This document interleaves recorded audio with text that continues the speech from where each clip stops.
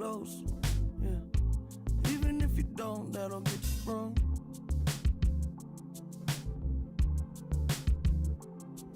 Do I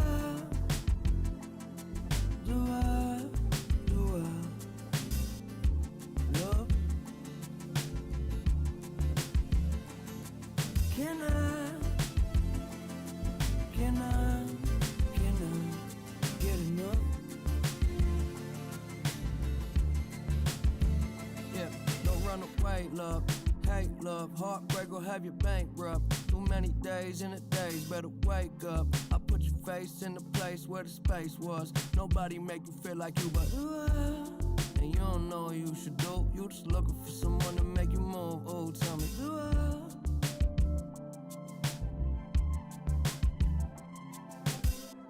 I'll make this plan and feel like home. It's us first time, the door's closing.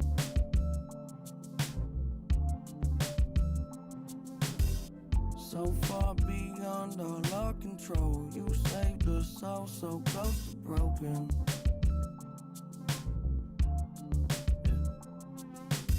It's so much better when you wait forever in a day. That's all I got.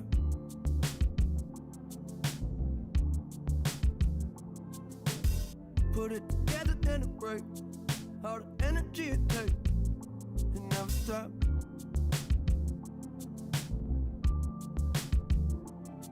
Do I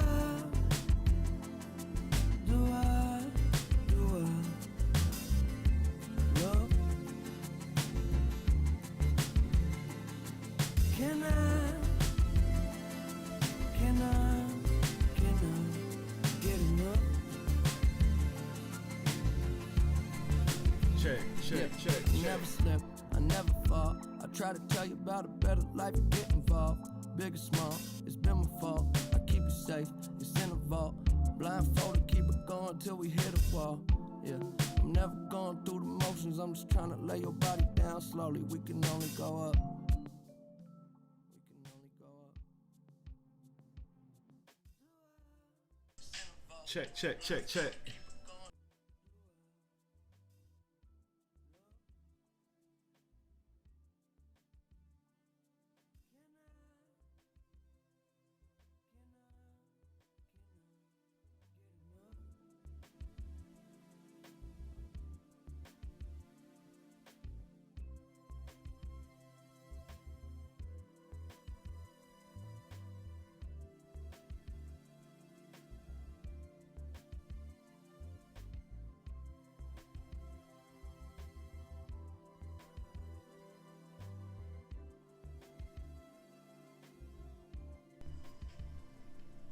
Hey, I think it's about that time, man. I think it's about that time.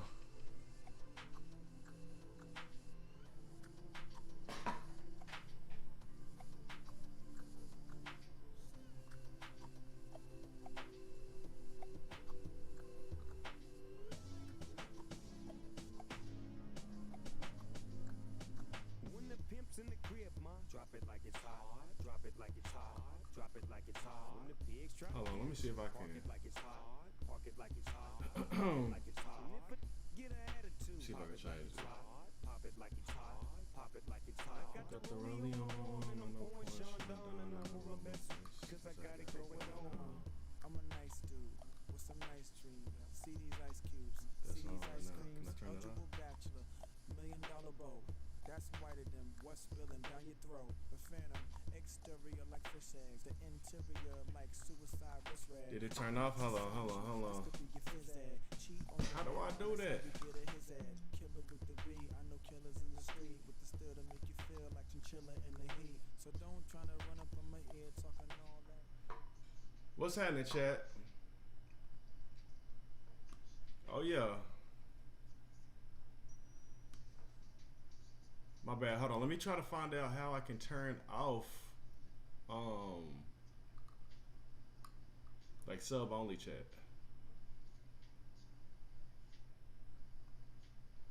Let me see. We might just have to rock with it. Hold on. I'm about to pause that real fast. We might just have to rock with it, chat. I'm not sure, but we about to see. I need to learn how to do this type of stuff. For sure. Maybe alerts? Oh, maybe moderation. No. I wish somebody could sub up and tell me how to do this real fast. Hold up. I'm finna do it. Hold on, chat. Let's see. Let me slide this down really fast. All right, stream manager. My chat.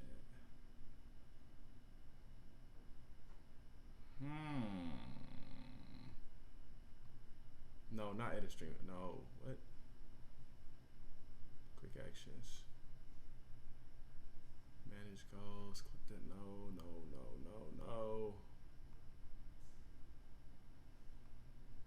Can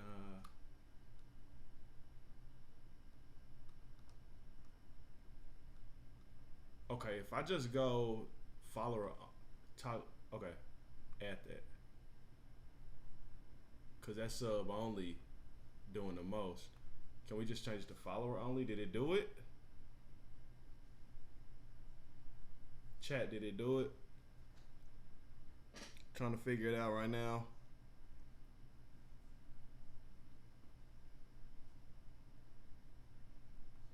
My bad, it's taking so long, chat.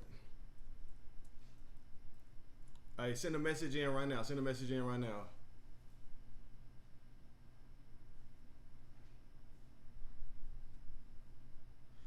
Why?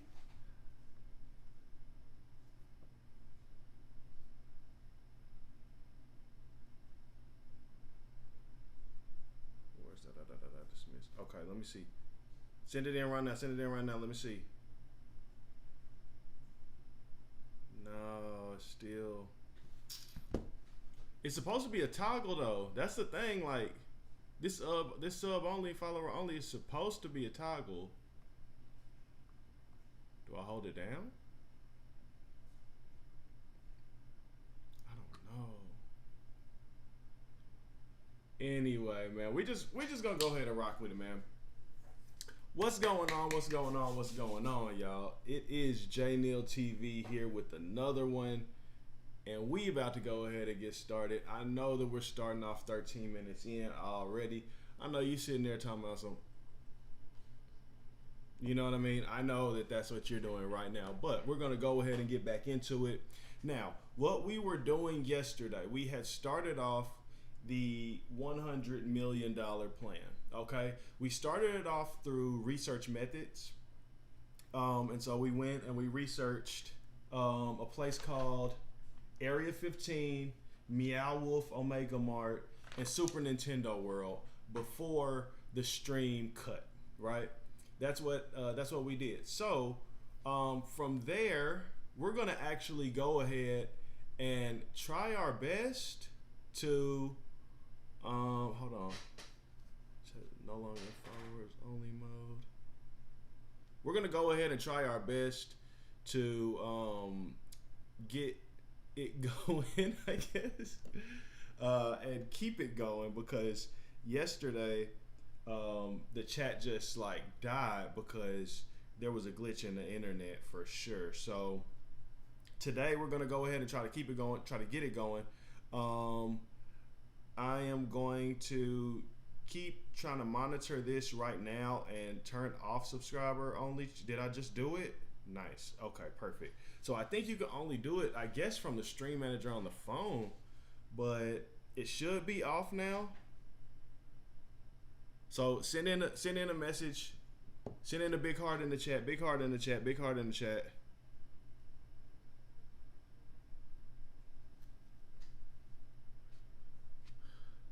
Let's see. Let's just go 10 minutes.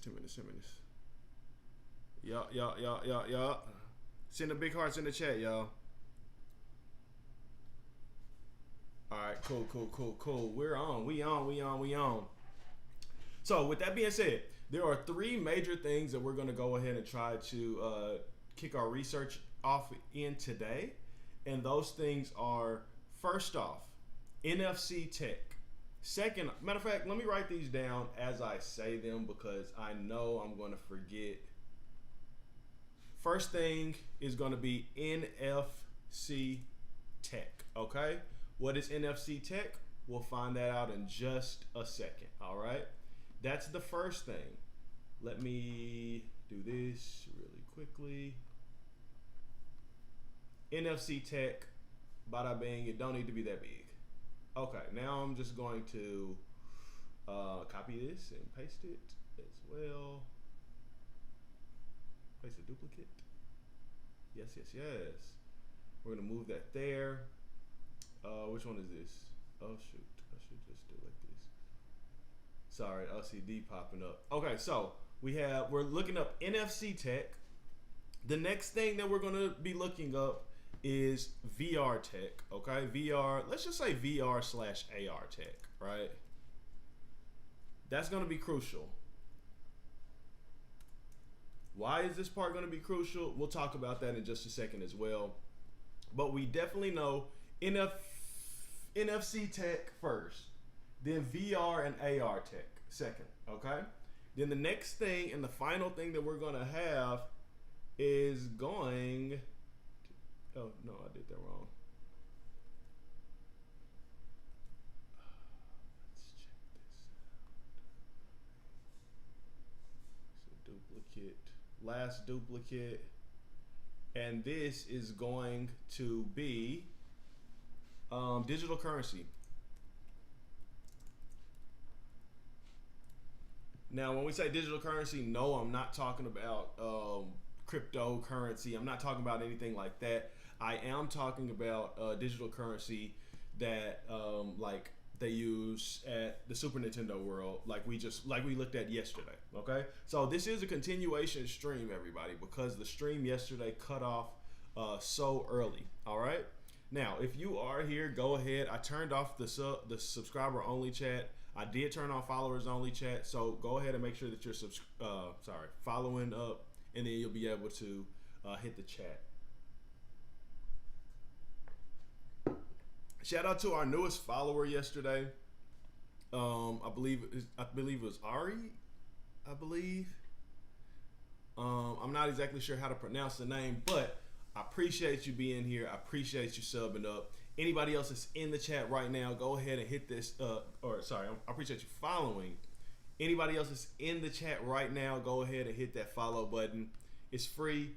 I'm not gonna be weird about it. As long as you're not weird about it, it will be fine, y'all. All right. So, with that being said, the first thing that we need to go ahead and focus in on is NFC Tech. Now, what is NFC Tech? Well, I'm glad y'all asked. Let's go ahead and let's pull up the screen that we need to pull up. Need to do a little refresh on that. Bada bang. Now, and again, while I'm setting this up right now, y'all know that y'all can sub up with Prime, with Amazon Prime for free. Okay, so if your sub didn't go to Kai, if your sub didn't go to Speed or Senna or any of these people that are doing marathons right now, go ahead and send it my way. Okay, I can definitely use it, and all subs and all proceeds are going towards the $100 million idea. I would love to fund this grassroots. $100 million is a lot of money. I'm not gonna hold you. I'm not gonna, you know what I'm saying? Like, I'm not gonna try to act like it's not a lot of money. But what I will say though is I believe that it's possible.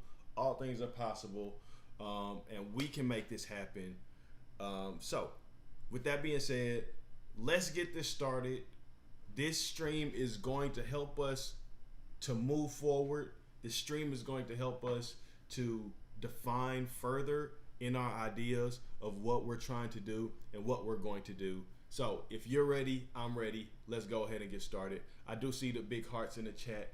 Big hearts in the chat before we get started. And let's get it rolling, y'all. Let's get it rolling. I don't know if it did the big hearts. Let me see. Did it do the big hearts? Big hearts in the chat, y'all. Big hearts, big hearts, big hearts. There we go. Big hearts in the oh, and it froze me up, didn't it? Oh no, it didn't freeze me. Nice. Let's go. That's a dub. Okay. So with that being said, let's get started, y'all. Let's get started. So what are we looking at first? NFC. Uh-oh. Not NFC championships. No, no, no. We're looking up NFC tech, okay? Now, what is NFC technology? We're gonna watch an explainer video. I'm gonna watch it quickly, okay? Because I don't wanna, take too long on this. But as you can see, we have a Linus. I thought this was Linus Tech Tips, but it says NCIX Tech Tips. I don't know what that is, but I know that's Linus, right? So let's go with him. He's a trusted face. If you like Linus videos, man, go ahead and put a thumbs up in the chat. How to wirelessly pair this with that and whatnot. Okay. Let's go back to the beginning. All right, so it's gonna tell us about NFC. This video came out. He put this out 12 years ago. Maybe we need to find something a little newer. Okay, a little newer, a little more new. Okay, so filters.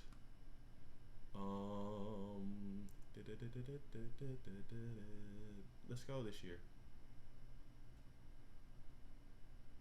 Tap promotion 5 months ago, 3 months. Okay, how NFC technology works. This has 45 views 3 months ago. Maybe we should watch it. Oh, 2 months ago. How NFC chips work without power. Let's watch this one. How RFID and NFC actually works. The tech behind tap payments. That sound good? Let's go with this one. Here we go. 6 minutes. We're gonna speed it up though. Let's do this. And granted, behind that simple little tap. In our case, and y'all, let me know if y'all can hear it or whatever too. By the way, but in our case, we're not going to be using it for payments necessarily, but we're going to be using it for interaction. Okay, so hopefully that spinning wheel is not the internet. Cause that would suck so bad if it was not doing right. Y'all let me know if y'all can still see me in that chat, man. Please, please, please. Because I don't know I don't know if y'all can see me or not, y'all. So let me know. And I do have YouTube up too. Hey, if you're here on YouTube, let me know. Let me know where you're here on, what you're watching me on, y'all. But I appreciate y'all being here. And if you're here on YouTube, go ahead and hit that like button. Okay, hit it. All right, let's run it up. So NFC technology. Let's start off looking at how it actually works, and then we'll discuss how it can be applied to myself as well as to different types of situations. Right. So with that being said, let's go ahead and let's get started. I'm about to minimize a couple windows right here on the side. Just so that we're not, overloading. But let's go. Hey, welcome. Today we're going to dive into a bit of hidden magic that honestly powers so much of our modern world. In this explainer, we're finally going to unlock the secrets behind that simple little tap. So let's get right into it. I mean, really think about it for a second. You tap your transit card or your office badge, maybe your hotel key, and just like that, a door unlocks or a gate opens. But wait, there's no power button on it, right? You've never charged it. You can't see a battery anywhere. So how in the world does it work? Is it actually magic? Well, not exactly, but it's pretty darn close. All right, the secret behind all this everyday magic, it's a technology called RFID. And it is this powerful, super fascinating system that is literally all around us, just hiding in plain sight inside these simple little plastic cards. Okay, so let's break this down. RFID, it stands for Radio Frequency Identification. And at its core, the idea is actually pretty simple. You've got a reader device that uses radio waves to wirelessly talk to and, well, identify a tag or a card. You can kind of think of it like a wireless barcode, but honestly, it's way, way smarter. Okay, so that brings us to the first and honestly the most mind-bending part of this. Hold on. You've got a reader device that uses radio waves to wirelessly talk to and, well, identify let's stop there for a second, okay? Let's stop because I'm really trying to figure it out. Let's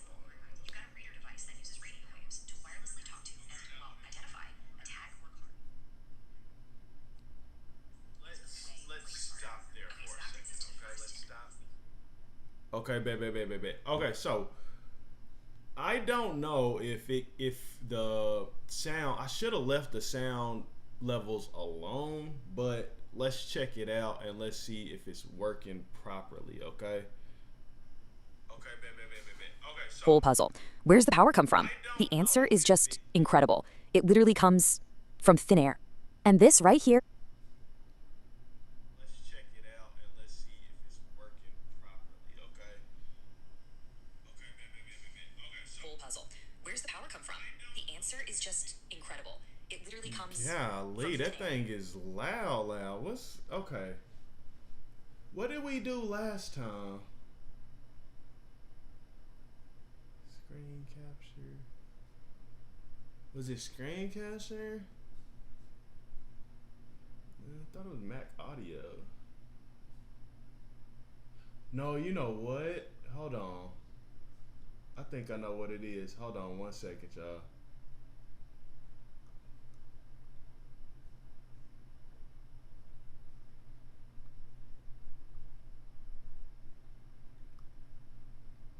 All these technical difficulties, man. I just don't get it.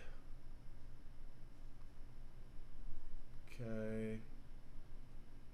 Got my desk mic. We're good. I can hear the video in my headphones, so does this even need sound? That's weird. Okay. Let's try this. Let's try it.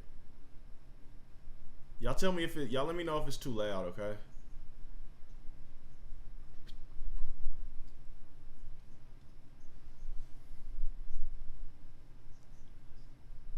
Okay.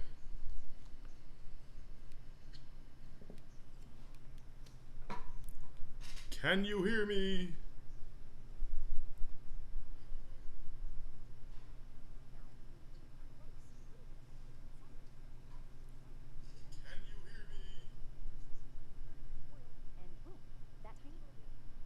Just enough to wake up the card's microchip and power it on for a split second. So, we know how it gets its power, but what's actually inside one of these cards? Come on, let's peel it open and take a look at the anatomy of a typical RFID tag. You know, it's surprisingly simple. So, we know how it gets its power, but what's actually inside one of these cards? Come on, let's peel it open and take a look at the anatomy of a typical RFID tag. You know, it's surprisingly simple. Hold it all together. It's safe. It's really important cards, actually. Alright, chat. I think I got it right this time now. Hey, welcome. You know, today we're going to dive into a bit of hidden magic that honestly powers so much of our modern world. In this explainer, we're finally going to unlock the secrets behind that simple little tap. So let's get right into it. I mean, really think about it for a second. You tap your transit card or your office badge, maybe your hotel key, and just like that, a door unlocks or a gate opens. But wait, there's no power button on it, right? You've never charged it. You can't see a battery anywhere. So how in the world does it work? Is it actually magic? Well, not exactly, but it's pretty darn close. All right, the secret behind all this everyday magic is a technology called RFID. And it is this powerful, super that level is, it's perfect, okay? So with that being said, let's start this over one last time, all right? And I know, yeah, it's probably a little too much. But anyway, let's go 1.5. That way it's, that way we moving quick. All right, here we go. Hey, welcome. You know, today we're going to dive into a bit of hidden magic that honestly powers so much of our modern world. In this explainer, we're finally going to unlock the secrets behind that simple little tap. So let's get right into it. I mean, really think about it for a second. You tap your transit card or your office badge, maybe your hotel key, and just like that, a door unlocks or a gate opens. But wait, there's no power button on it, right? You've never charged it. You can't see a battery anywhere. Right. So how in the world does it work? Is it actually magic? Well, not exactly, but it's pretty darn close. All right, the secret behind all this everyday magic, it's a technology called RFID. And it is this powerful, super fascinating system that is literally all around us, just hiding in plain sight inside these simple little plastic cards. Okay, so let's break this down. RFID, it stands for Radio Frequency Identification. And at its core, the idea is actually pretty simple. Radio frequency, I need to write that down. / RFID radio frequency ID identification. Okay. And it says it's a technology that allows a reader to detect and identify a card wirelessly using radio waves. Okay. Uses radio waves to wirelessly talk to and, well, identify a tag or card. You can kind of think of it like a wireless barcode, but honestly, it's way, way smarter. Okay, so that brings us to the first and honestly the most mind-bending part of this whole puzzle. Where's the power come from? The answer is just incredible. It literally comes from thin air. And this right here, this is the core of the magic. It's the whole idea of passive RFID. See, these are the cards we use every single day, and they have absolutely no internal power source. I'm talking no tiny battery, not even a capacitor holding a charge. They are completely, totally dormant until a reader gets close.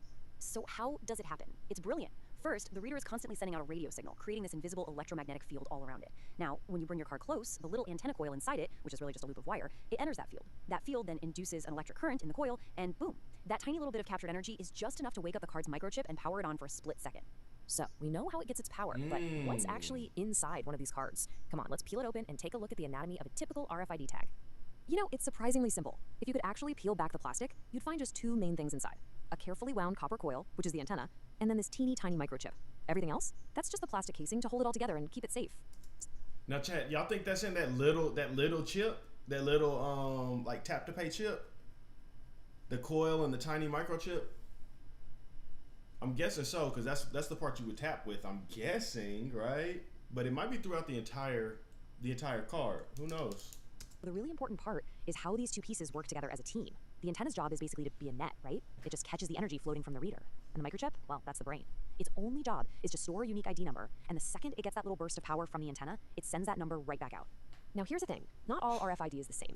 The technology has actually grown into this whole big family of different systems, and each one is designed for a totally different purpose. So let's meet the family, shall we? Okay, so this family is usually broken down by its operating frequency, and that really just affects its range. First up, you've got low frequency, or LF. This is for super short range stuff, like the key fob you use to get into your office. Then there's high frequency, or HF. That's kind of the sweet spot, it's what's in our metro and payment cards. And finally, you have ultra high frequency, UHF, which can be read from meters and meters away, which is absolutely perfect for something like tracking all the inventory in a giant warehouse. Okay, honestly, I think we would be looking more into the low frequency area, and that's just simply because we would have the watches that they have and different things like that, the ones that you could just tap, like the Disney, no, not Disney, what did we just go to, the Super Mario World, those watches that they had, that's probably low frequency because you had to tap it right there at the brick or at the thing or whatever. So that's what that probably was, is low frequency. I can't really see it being high frequency just simply because I guess it could be, but I don't know. It's a very, very good question, but I don't think it would be high frequency though. Probably more low frequency. All right, let's continue. Now, I'm sure you've heard of NFC, right? Near field communication. Yeah, I've heard of that. So what's the difference? Well, here's the cool part. NFC is actually just a member of the RFID family. To be specific, it's a super specialized, very short range version of that high frequency RFID we just talked about. It's the tech that lets your phone act like a credit card for all those tap to pay systems. So a good way to think about it is RFID is the parent technology and NFC is one of its really, really successful kids. Okay, we spent a lot of time talking about the card, but what about the other side of the conversation? How does the reader actually start this whole thing and, listen for a response? To make this a bit more real, let's look at an actual example. This little guy is the MFRC 5222. It's an incredibly popular and super affordable RFID reader module. You see it all the time with electronics hobbyists and robotics beginners, especially folks who pair it with something like an Arduino to build their very own access systems. So this reader, just like your Metro card and your credit card, operates on a very specific frequency, 13.56 megahertz. The best way to think of this is like a designated radio channel, but just for high-frequency RFID. The reader is just broadcasting on this channel 24/7, just waiting for a compatible card to tune in. The whole communication process from start to finish is like a super quick invisible handshake. So step 1, the reader sends out its power signal. Step 2, any compatible card that gets close enough wakes up instantly. And step 3, in that tiny split second, the card uses that borrowed power to send its unique ID number back to the reader. The reader hears it, checks the ID, and bang, the gate opens. It all happens literally in the blink of an eye. And just like that, the secret is unlocked. You see, what seemed like pure magic is really just this beautiful, elegant dance of radio waves, energy transfer, and communication. So okay, so I guess my question, we can finish it and then I'll have my question. Let's just quickly recap the big takeaways, right? First, RFID is all about using radio waves to identify things wirelessly. Second, and this is the big one, those passive cards you use every day have 0 batteries. They get all their power wirelessly from the reader. And third, the system itself is just simple and brilliant. An antenna catches the power and a tiny chip uses it to shout back its unique ID, basically saying, hey, this is me. So now that you know the secret, I'm gonna leave you with a question. As you go about your day, just look around. Look at your passport, maybe the books at the library, your pet's microchip, even the little security tags on new clothes. Where else are you gonna spot the hidden magic of RFID at work? Thanks so much for joining me. Okay. So I guess my question then is, if you have a phone and your phone you tap it to the door, or you tap it to like how do you say, tap to pay or something like that. Which one is the reader? You know what I mean? If your phone is acting as the card, does your phone even need to be turned on for it to be able to read and for it to be able to access your card information on your phone? Does that make sense? Like, because technically your phones, even when they're dead, or when they're just dead or whatever, they still have a little bit of power. So I wonder, can you can you still pay for something even if, or can it still be recognized even if your phone is dead, right? To me, that's a great question. I don't know. What y'all think, chat? But the one thing that I did learn is that NFC is just RFID, but it's just a super focused RFID and very short range, right? Near field communication. So, okay, we got a better understanding of that. So now let's go to NFC technology, because if we're talking about NFC technology, then we're still talking about RFID technology. So let's go to NFC technology examples.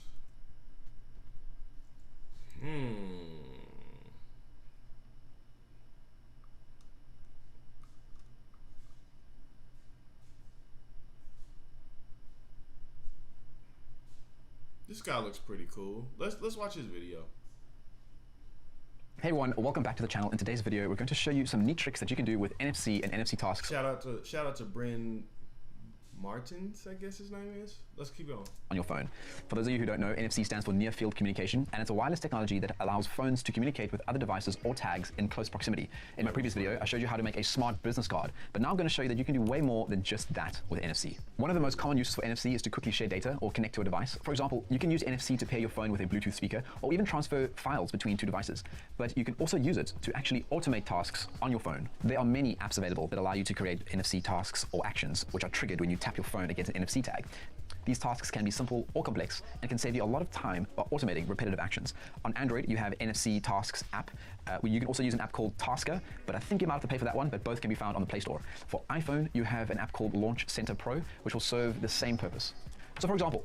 Okay, Launch Center Pro. Uh-oh, I spelled that wrong. Launch Center Pro. And that's on iPhone. I don't have Android, y'all, my bad. But Launch Center Pro, and if I could put NFC into an app that I'm creating, then that actually might be kind of clutch. So let's think about that. You could set up a home tag that when scanned will put your phone onto vibrate, connect to your home Wi-Fi, and then open up your home automation app to automatically turn the lights on, if you're lucky enough to have one of those. You could also maybe put one in your car that when scanned sets your destination automatically, turns your music app on, and then sends a message to your family to say, hey, I'm on the way home. All these tasks can be automated. You don't even have to do any of that, just tap the tag. I know I personally found tags quite useful for setting timers and frequent reminders. I know at the gym, I only have an hour and a half free parking before I need to pay. So in my car, I have a tag that when tapped, sets a timer for that exact time. As I get out, I tap the tag, and I walk away knowing that I didn't forget to set any of my timers. Keeping track of how much water you drink could also be important to you. Putting a small tag on the water bottle every time you refill it, you tap the tag, and it will open up your health app and add the exact amount that you just drank. This is a really good way to keep track of how much water you've been drinking throughout the day. If you're a digital nomad who works from cafes, you might want to put a tag on top of your laptop that when you tap it, will turn your mobile hotspot on and off. Maybe you don't have a very good memory and you could add a tag to things that you need to remember to refill, such as the water container we just spoke about, or even on the bottom of a medication bottle. So when you tap it, it might open up a pharmaceutical company's website that will remind you to reorder your medication. If you live in a gated estate and you have one of those systems where you have to phone the gate in order to open, instead of phoning it, you can actually just add the phone number to a tag and then tap your phone against that tag in the car, and the phone will automatically dial the gate. That way when you drive up to the driveway, you tap your phone and the gate should automatically open. You know, honestly, we could have made this like a 20-minute video of all the tasks that you could do with NFC. Like, it's absolutely endless. Maybe you're already automating tasks. Maybe you want to do some type of tasks that need to be automated. Please leave it in the comment section below, and I'd love to see and share with you guys some ideas about things you could do with NFC. All right, there you have it. Those are some neat tricks you can do with NFC and NFC tasks on your phone. If you haven't already tried NFC technology, I highly recommend it because it could really help simplify your day-to-day life. These tags are not very expensive, so it could really help. That's all from me for now. If you enjoyed this video, please follow me on Twitter or YouTube. Okay. I did enjoy that video. I'm gonna give up. Oh, I'm not saying that. So that's actually pretty cool. Let's look up on Amazon what type of prices they're talking about for these NFC tags.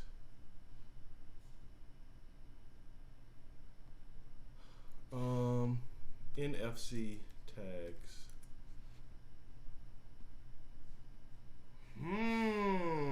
50 of them for $11. Chat, we might be able to get cooking with something.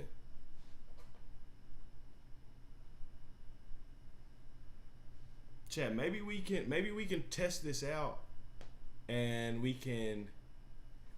maybe we could go with the 20 piece right here.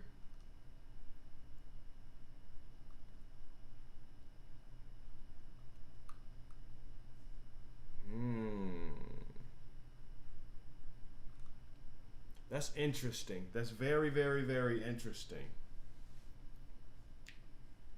But and I see a couple different use cases for this, right? That would be really, really cool for us to get going, right? First thing obviously is creating some type of NFC tag and then giving it to, we create some type of something that is that we don't give out to everybody, like maybe an album or like something, and then we put the access to it on these NFC tags, send them out to random followers, send them out to random subscribers, and then those are the only people that you can get it from. You got to be close to them and near them. That might be a little dumb. I don't know. But you know what I'm saying? That's the first thing. Second thing is, you could put this in clothing. You could put an NFC tag. You could sew it into clothing, into like maybe a pocket, or maybe even put it in the pocket or something like that. Have somebody bring their phone near the NFC tag that's in your pocket or something like that, and now they can look up whatever you want them to look up. And your clothing or your clothing material or whatever could be your business card, or it could be your whatever you're trying to promote, right? I like that, and I like that idea, and I think that I'm gonna try it out and get some NFC stickers and probably stick them bad boys all over the place, right? But we need to see if we can. Sorry, I'm writing it down real fast. But what we need to see, though, we need to see if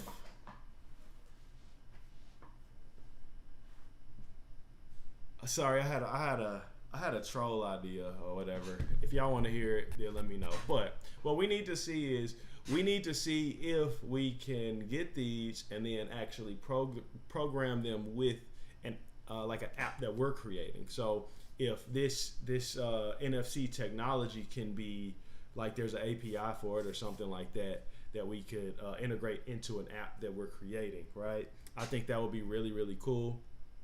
And I think that would be something that would, it would set it off. It would be a game changer, right? So that's the big thing.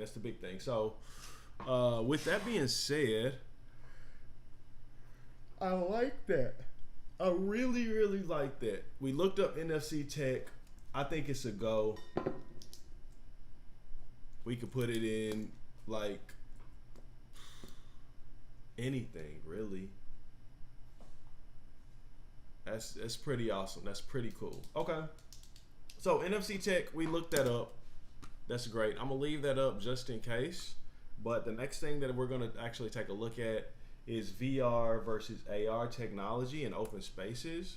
So VR in open space.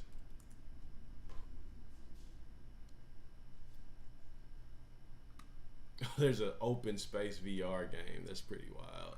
Now I don't have any. I actually don't have any like VR, like any type of VR equipment. I've never even actually tried VR in my life, but I really do think that it's an excellent technology just from seeing it.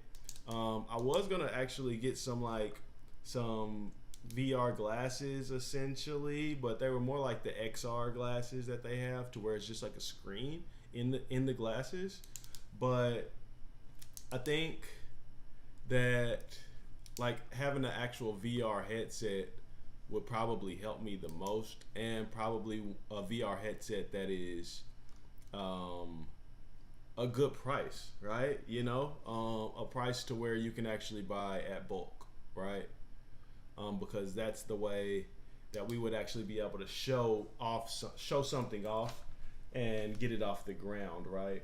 As far as like in my use case, I would do VR for like tours essentially, right? If you could walk around the space and it's just flat land and it's like nothing there right at that point, but except for maybe a Starlink dish or something like that you could connect to, but it maps that place out to where now you can see what that space could eventually look like and what it could eventually evolve into. Then I really do think that would be clutch, right? But let's go ahead and look up this how to start a VR business in 2025. 7 steps from dream to profitable arena. Let's go. Yo. You dare open your own VR arena if you're not aware of the following steps. She said, don't you dare. Don't tell me what to do. Have you ever dreamed of opening your own VR arena? Imagine a place where families celebrate birthday parties, friends gather for epic gaming sessions, and corporate teams bond over thrilling virtual adventures. Well, today we're breaking down the step-by-step process to launch your own VR arena. And guess what? You can start this journey with an investment of just $5,000, including everything from rent to renovations. Let's dive in. Step 1. Getting to know the franchise. This is where you'll explore what different companies offer. Look for a franchise that provides a diverse range of content to attract a wide audience. Check the growth rates and ensure they have a strong technical support. A solid partnership can make all the difference. Step 2. Understanding the financial model. Our dedicated managers will guide you through every financial aspect. We'll show you where to save money and where to invest wisely for growth. This is crucial for your success. Submit an application on our website to start right now. Step 3. Finding the perfect space. Consider the size of your gaming area and its location. You want a spot with a high foot traffic and a reasonable rent. Remember, location can make or break your business. Our mini format works perfectly as an additional attraction to an existing business, like an... Now, okay, listen. For me personally, like I'm probably not going to open up some type of VR arcade or anything like that, because the in and out of that is, or the, oh no, did we freeze? We didn't freeze, did we, chat? Are you still there? Okay. I think we're good. But what am I trying to say? Oh, okay. So yeah, I don't think we would do anything that's like high frequency use, right? Because I'm a little nervous about putting something on my face that's been on other people's face, right? I honestly don't like putting stuff in my hands that's been in other people's hands. Hence the reason why I really don't like the, I mean, when I was younger, of course, I was at GameStop playing on those test systems, or you know, the systems that they used to have. I might be dating myself saying I went to GameStop when I was younger and stuff like that, but at GameStop they had systems there, and you could actually test out games on the systems that they had there. And maybe they had like a demo game of something, and you could actually sit there and play the demo game and see how you liked it before you went and purchased it, right? Or if the people at the GameStop were cool, they let you just sit there and use it for a little bit. Even if they know you're not going to purchase it at that point, they might just sit there and let you use it. So, I mean, I feel like that's pretty clutch. But VR, I feel like is different though, because it's literally going on your face. And yeah, they could clean it, right? They could do all of that. However, like, you know what I'm saying? Like, if somebody's sick or somebody's dealing with something, then do you really want to even take that risk, right? For me, I would rather use it in a sense of, this is going to show you what something can look like, and you can actually explore it, and you can actually walk it and potentially touch it, and we can have things there for like kinesthetics, right? You know what I mean? Or use it in an actual like classroom, essentially, right?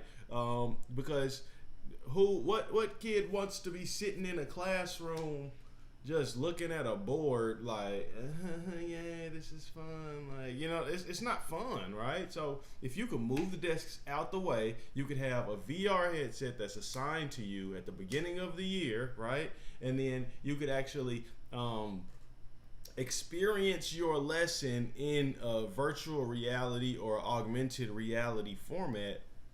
You win. That's awesome, because it unlocks the kinesthetic learning. It unlocks it gets the kid up from the seat to where they don't have to sit down and learn in that way. They can actually get up, move around, you know what I'm saying? Like, and then get that lesson, whatever it is, through the VR headset, essentially, right? Okay, so let's keep going.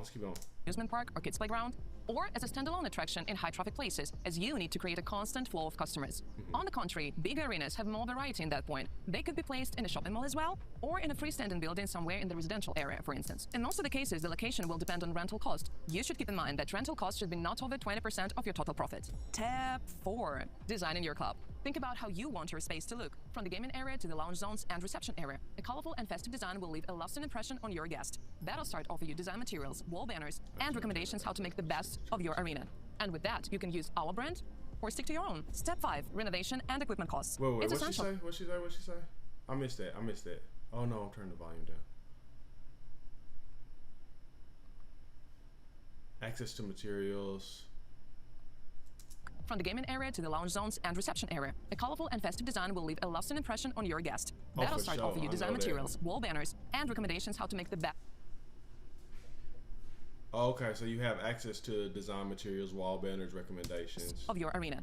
And with that, you can use our brand or stick to your own. Step 5, renovation and equipment costs. It's essential to set up your space efficiently to avoid future headaches. Invest in quality equipment and renovation that will enhance the user experience. Investment will depend on your local market, but basically you will have to choose a tariff to use our software in accordance with your premises, do the renovation, and purchase the necessary equipment like VR headset, Wi-Fi router, tablet, and it will be from $2,000 to $5,000 depending on the number of players and your local market again. And after that, start promoting your venue. Depending on the number of players, the total cost will differ from $3,000 to $5,000 for 4 players and to $25,000 for 16 players. Tab 6.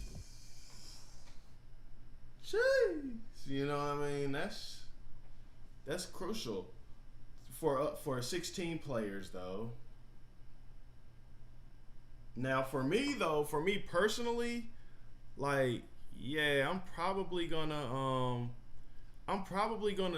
you know, have less I'm probably gonna have less than 16 people, because honestly, unless we have a gang of followers just coming in and they want to see it, yeah, let's and we can do 16 people at a time, then cool. But that means that all that stuff that I just said about sharing and other people and sharing VR headsets or whatever, it goes out the window, because now I'm bringing in multiple people to look at something and, you know what I'm saying, vibe with something. Because that's honestly how I want to do it. I don't want to do it in a way to where it's games. Of course, games are fun. Games are great, right? However, the fact of the matter is that, like, this technology really can be used for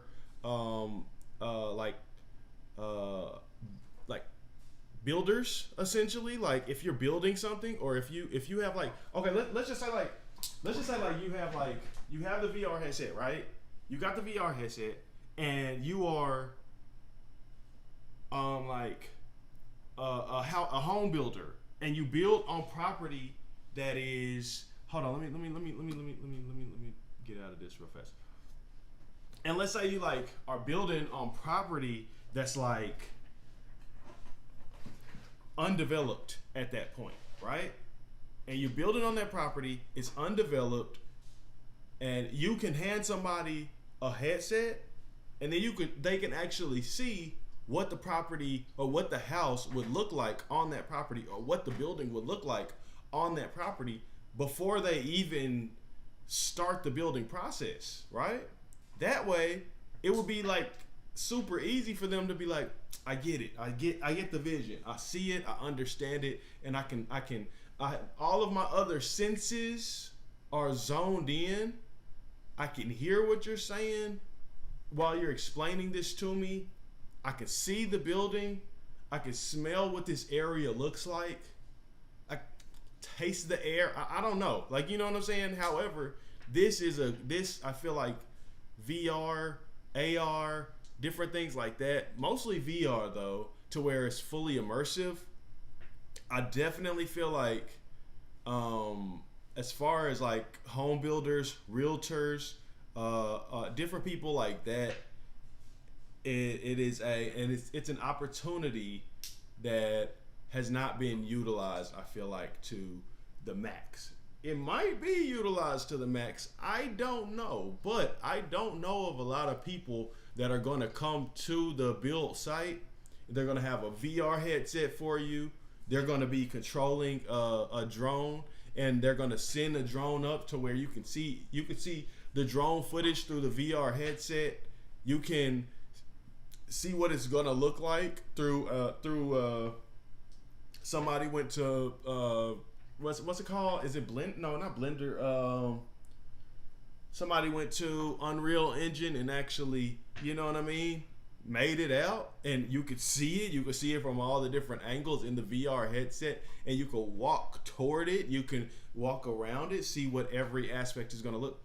I just personally feel like VR is clutch, and I need to see how it really works and how it really interacts with other people, or how people interact with it, I guess, to be able to make a distinction on that. So y'all go ahead and subscribe up so that I can get a VR headset and we can actually start doing this type of stuff, y'all. All right.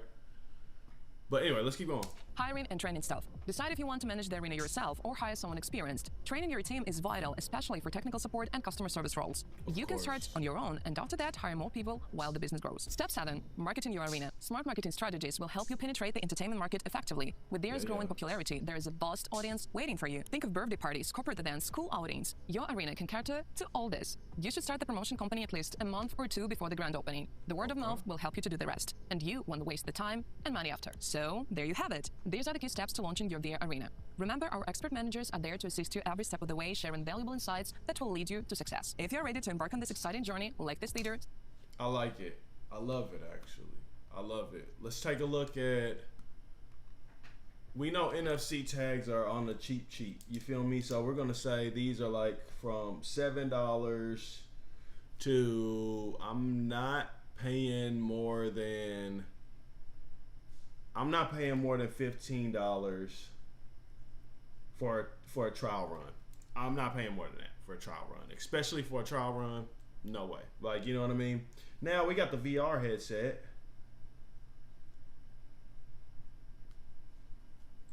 Now, how much is a VR headset? Does anybody in the chat have a VR headset, by the way? Let me know. VR headset. Bada bing, bada boom. Ooh wee. Yikes. I mean, it's not so bad, but it's definitely a different price from the NFC tags. I'll say that for sure. But I mean, with three I wouldn't want wires, so with $349, I'm guessing as the cheapest price. It's not bad, not bad. Oh wait, hold on. We got a 255 one right here. I mean, I know it's the MetaQuest 2 and this is the MetaQuest 3, but hey, like, you know, that actually might be pretty clutch. However, okay, let's see. Okay, the one that they had on at the this is the one that they had at what's the place called? Area 15 in the VR spaces. They had the MetaQuest 3, okay? So I'm guessing that might be the standard, okay? So what I'm going to say is those are without wires, but let's just go to MetaQuest.com or Meta. Can we look up a MetaQuest? MetaQuest. Yup. Okay.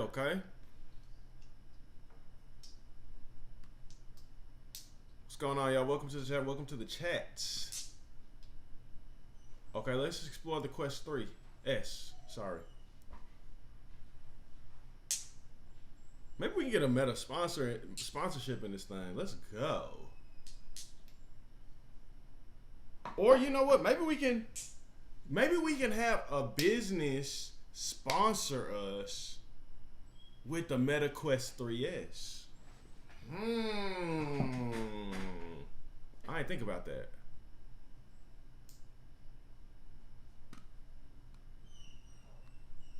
At $349, what's the difference?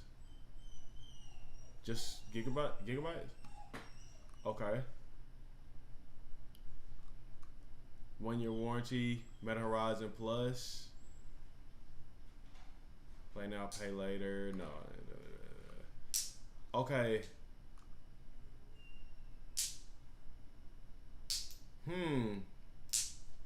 For what's that?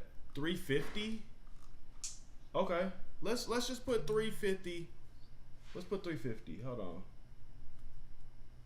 350 to what's the price of a That's the other thing we need to know. We need to know bottom price to top price. Now, you might be like, oh no, because you probably already know where I'm going with the website that's about to pop up. You feel me?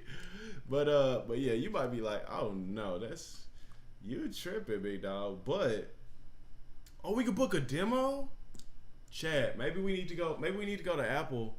Maybe we need to go to the Apple store and book a demo of a Vision Pro.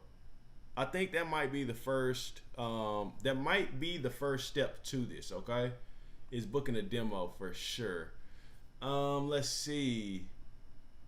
Jeez, Lou. Can y'all see that price? That's a crazy. Oh my goodness.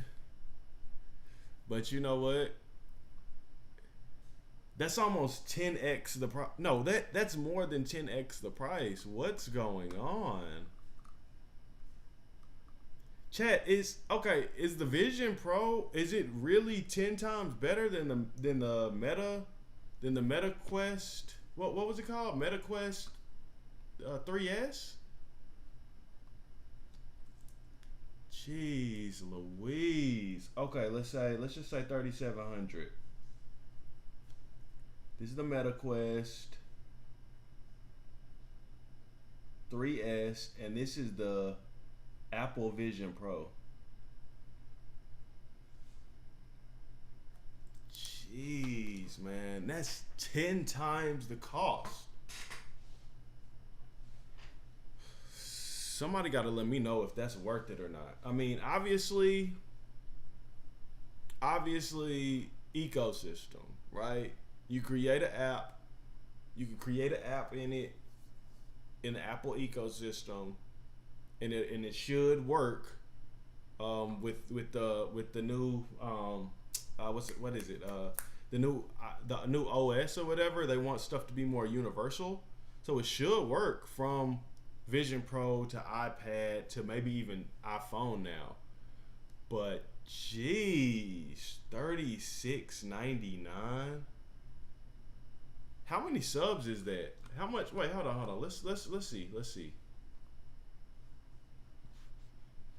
How many subs for 4,000 smackaroonies? Oh, on Twitch. On Twitch. 1,600. If you qualify, okay, so I would need 1,600 subs. Chad, how can I get that? That doesn't seem too bad though. That doesn't seem too bad. I mean, we got people on here like low key, literally. We have people on here that are doing this in like 30 minutes, right? I'm sure if we go to Senna's what's her name, we're probably going to see her sub count going crazy. Okay, let's take a look. Twitch.tv. I really hope she's not. I really hope they're not doing nothing crazy on there. That would be too wild. Let's see. And the only reason I picked the old school version of the only reason I picked her is because I know that she's doing or she was doing a marathon. Maybe she's not anymore. I guess everybody's getting ready for streamer prom, I guess. That's Funny Mike's event. But either way, they get big subs. All right, they get big subs, and so that's pretty awesome. So we just gotta figure out how to get that community. You see what I'm saying? If we can get that community or build our community up to where we can do that, why not? I'm sure. I'm sure. Hold on. Let's figure out ways. After we finish what we're doing, of course, let's figure out some different ways to where we can strategize raising that up, because it's got to be clutch. There might even be people out there that have an Apple Vision Pro that they're like, you know what, I don't use this, and if you're going to use this for education purposes, here you go. If you know somebody like that, let me know. Okay, let me know, because I would love to use it for educational purposes, for informative purposes, to let me know, okay, how does this work, how does this not work, or even a MetaQuest 3S. If you know somebody like that, let me know. All right, let me know. Anyway, so with that being said, we have pricing for that. Now we're gonna move on to answering this last question, which is, can or Apple app in MetaQuest 3S? Can we do an Apple app in MetaQuest? Pretty sure not, but no, it says images.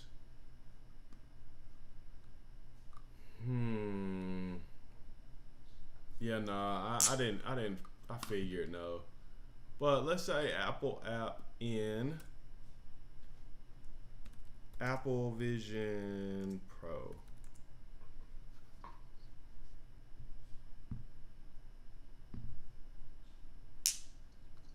I built an Apple Vision Pro app. Let's see what this guy got. Sorry about the ads, y'all. me and my good friend Mark Zuckerberg made a video roasting the Apple Vision Pro. A lot of people enjoyed it, but a lot of people got offended as well, because obviously the Apple Vision Pro is the greatest piece of technology ever invented. After that video, I went out and bought a Meta Quest 3, did some soul searching, and have come to realize that I never should have trusted Mark Zuckerberg. In today's video, I will atone for my sins against the Apple religion by building a Vision OS app for the Apple Vision Pro from scratch. And believe it or not, you don't even need to own this $3,500 paperweight to start building apps for it. My experience building a basic 3D app was surprisingly smooth and easy, and there's a huge opportunity for developers here who want to make money on this new platform. What we're building today is a basic app that can fetch animated GIFs from the internet, and then we'll layer in some random 3D balls just to figure out how Apple's AR reality kit works. But before we get into this Apple Vision Pro code tutorial, let's first talk about the VR landscape in general. If you've never tried on a VR headset, you owe it to yourself to go to an Apple store or Best Buy and try the AVP or Meta Quest, because they have a massive wow factor the first time you put one on. I actually have an original Oculus dev kit that's almost 10 years old at this point, and even back then they had that wow factor. I think a lot of normies are freaking out about the Apple Vision Pro because it's their first experience with VR and their minds are blown. But that honeymoon phase doesn't last very long. There's already a lot of reports of people returning their Apple Vision Pros, and I think VR headsets will always be a niche product unless they become significantly smaller and more convenient, but that'll likely take decades of advancement on the hardware side. Despite that, Apple has sold tons of these devices, and it's making VR more mainstream, which means Meta will likely sell more of its devices as well. And when it comes to development, getting in early on a new ecosystem is one of the best ways to make money. In the early days of iOS, you could make $10,000 a day with a fart app. And with Vision OS, you have apps like YouTube lagging behind, so developers are selling YouTube apps for $5 a pop until Google builds the official app. Now, the other thing to if you can do it, then why not? But I think that consider is that building a 3D app tends to be a lot more difficult than building a basic 2D website. The graphics, the gestures, and just the requirements to build a good user experience are a lot more challenging for an indie developer to pull off. Now, the other question is, should you build something for Apple's closed ecosystem, or should you build something for Zuckerberg's quote-unquote open system? It's a tough call with a lot of trade-offs, and likely comes down to the device you like more. Here's a quick review of the Meta Quest 3 versus the Apple Vision Pro. The clarity of the graphics as well as the pass-through is way better on the Apple Vision Pro. However, it doesn't beat the clarity of your naked eye, and looking at the outside world through a screen is pretty stupid most of the time. You'll also notice motion blur, and when I take the thing off after using it for a while, I get this weird feeling in my eyes. It just doesn't feel healthy to wear for long periods of time. And surprisingly, I found the Meta Quest 3 to be a bit more comfortable, but neither one of them is fun to wear. Once you're inside your VR world, you've got a bunch of apps to choose from, although with Apple, things are tightly integrated into the Apple ecosystem, so if you use iCloud and things like that, you'll get a much better experience than if you're not an Apple user. When it comes to content, Meta's been working at this for a long time, so they have a ton of different games and apps to use. Like this game Superhot is the most fun I've ever had in VR, period. Whereas the Apple ecosystem is just getting started. In general, Meta's much more focused on gaming because that's what most people use VR for, whereas Apple's trying to kind of start this new paradigm of VR as a productivity tool. The final question is, which one should you buy? Well, the Meta Quest 3 is a much better value, and at a $500 price point, I feel like Meta has to be losing money on this thing, which would make sense because I think they want to subsidize more people into their ecosystem. And Meta already makes an ungodly amount of money from its ad business. But without price considered, the AVP is definitely a more impressive piece of hardware. Apple has always made the best hardware, and this is no exception. Now, as a developer, if you want to build something for Meta Quest, you'll likely use a game engine like Unity or Unreal Engine. You can also use Unity for Apple Vision Pro, but if you're not already familiar with Unity, you're likely better off just going directly to Apple's SDK and build your app with Swift UI. And that's what we're going to do now. In order to do that, you'll need to have a modern Mac running Apple Silicon, along with the latest Xcode installed. From there, we can go to File, New Project, and navigate to the Vision OS app template. The most interesting option here is Immersive Space, which can be full, mixed, or progressive. With full, you're totally immersed in a 3D world like true VR. In mixed reality, you can see the outside world along with some 3D objects inside of it, and then progressive allows you to transition between the two different states. For this tutorial, we'll go with mixed. That'll generate the template, then bring us to this Hello World content view. Now, inside this app, we have two different paradigms to work with. We have windows, which are these 2D things that look like pieces of paper flying in space, and that's where the main UI is going to go. But we also have volumes, which you can think of as a 3D object that takes up some volume in the space. Now, the end user is going to want to interact with both windows and volumes, but the way they do that in Vision OS is very unique. Some interactions are direct, where the user puts their finger directly on an object and performs some type of gesture that you can then handle in your code. Like in this app, we'll eventually have a button that the user can tap. What's weird though is that other interactions can be indirect. Because Vision OS has eye tracking, a person's eye can indicate an element that they want to interact with, then they can pinch their fingers together instead of tapping it directly. Pretty cool, but now it's time to write some code. We're using Apple's Swift programming language along with Swift UI, which is their framework for UI design that actually feels pretty similar to Flutter. What you'll notice is that we have a content view, then inside that view we can nest different widgets like text and buttons to build out the UI in a hierarchy. First we have a V-stack, which is like a vertical column of elements. Inside that stack we can then add a button. Then we can chain methods to it to modify its appearance by adding padding, changing the color, or adjust the shape to make it more rounded. What you'll notice is that as we make these changes, they're automatically updated in the simulator. What's cool about Xcode is that it has a built-in Vision OS simulator, so you don't even need to own the Apple Vision Pro to develop apps for it. But now that we have a button, we need to make it do something useful. So inside of it, I'm going to call a method that will fetch a GIF from. At University of Maryland Global Campus, our students know that every new skill they learn is a new opportunity to further advance their career. I just need to ARKit allows you to create augmented reality experiences for iPhone, iPad, Vision OS. Things like using LiDAR to understand the environment around you, hand tracking, face tracking, motion capture, and more. Understanding ARKit is vital to creating a great Vision OS experience for your app. And if you're like, I've never used ARKit, I don't even know what it can do, you're in the right place. I'm going to show you the highlights of what's possible with ARKit so your imagination can run wild with ideas for your app. Today's video is sponsored by Squarespace. ARKit was introduced at WWDC back in 2017, and even back then, Apple's AR headset was rumored. So we kind of figured what Apple was setting up, right? We knew they weren't investing all this time, money, resources into augmented reality for people to hold up their iPad and look through it. But here we are, 7 years later, and the Vision Pro is a reality. And Apple was very smart to release ARKit all the way back in 2017 because now they've had years to iterate on it and improve the underlying technology. And while augmented reality is an option that you can build into an iPhone or an iPad app, it is fundamentally baked into the Vision Pro. Things like scene understanding, hand tracking, eye tracking, etc. And ARKit goes hand in hand with another framework called RealityKit, so you're going to need to learn both. But to put it succinctly, as the name implies, RealityKit makes your AR experience feel as real as possible. Things like lighting, shadows, animations, physics with collision detection, all that stuff. And that's actually clutch. Very, very clutch. Hey, but by the way, did y'all see these watch streak things? You could highlight your message, unlock random sub emotes, send a message in sub only mode, choose an emote to unlock, modify a single emote. So yeah, y'all make sure y'all watching y'all's channel points, because y'all might be able to do some really, really cool things with that. All right. Anyway, so let's continue. Sorry. If you're curious about that, I'm going to have a video in the next few days just like this one for ARKit, but for RealityKit, so stay tuned to the channel for that. So here are some of the highlights of what ARKit can do. And first and foremost, it's got to understand the world around you, and it does that through world tracking and scene understanding. On Apple devices with LiDAR, you can scan your environment and it'll detect things around you, and it's able to classify planes, such as a floor, a wall, a ceiling. So it knows how to place AR objects, which are called entities. And LiDAR is also able to detect depth. As you can see, you get this 3D point cloud, which greatly improves the way AR objects interact with the environment, as you can see with this slime being dropped on the couch. And objects can be placed more precisely, as you see with this vase being placed on the couch. It's reacting to the subtleties of the shape of the couch, as you see here. And ARKit is even smart enough to occlude people walking through the scene, again, to make your AR experience feel very realistic. ARKit can also do face tracking, things like face filters or virtual face painting. It can detect eye movements, when you stick out your tongue, and even multiple faces at the same time. You can even use the front and back camera on Apple devices at the same time. So as you see in this example, the mask is being placed on a table in the real world using the back camera and scene understanding, and the front camera is tracking the face, and the mask is responding to the facial movements all at the same time. When eye tracking first came out a couple years ago, I remember someone posting on Twitter how they were interacting with an iPhone app just using their eye movements, which was a fun novelty project app. But now, years later, we can see the obvious implementation of this is navigating around Vision Pro, right? You look at an element on the screen, touch your fingers together, and that taps on the object. That's how you navigate around Vision Pro apps. Again, ARKit is fully baked into Vision OS. This is what Apple has been building towards for years. Have you ever wanted your own motion capture studio? Well, ARKit can do that as well. It can capture 2D or 3D representations of the human body. And in code, you get access to all the joints on the skeleton, so you can manipulate or animate them however you see fit. ARKit can expand to the real world as well with location anchors and geo-tracking. In this example, you can create a virtual art installation outside the Ferry Building in San Francisco using the latitude and longitude of that location. Right? You place your AR object at that lat and long, and it shows up to anyone walking around, that's using your app. Geo-tracking can use data from Apple Maps as well as your device to create a nice augmented reality experience in the real world, like putting labels over buildings or giving directions real time in 3D. It's really powerful. And important. Hey chat, I'll be right back. I'm gonna let the dogs out real fast, cause they whining, and then I'll be done.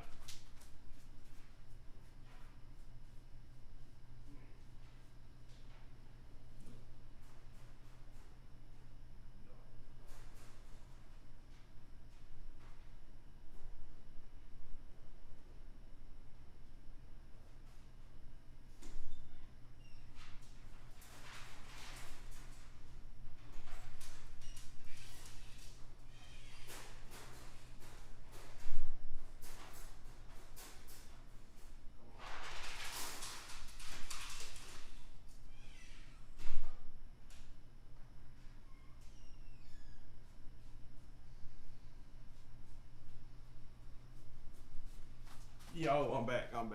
All right, yeah. It's super hot outside today right now. My watch says it's 99 degrees outside right now, and my watch is usually not like how it feels out there. So you know how that goes. So we're gonna go ahead and I'm gonna let the dogs outside for a little bit, but then I gotta let them back in just a little bit. So we're gonna handle that in just a second, but let's continue. Note on this is location anchors and geo-tracking is only available in certain places. A lot of major cities in the US have it, and some select cities around the world, but the good news is this list of cities is growing year after year after year. Like I said before. Okay, but not Fort Worth though. Okay, location and geo-tracking. That's not bad though. It's not bad. Yeah.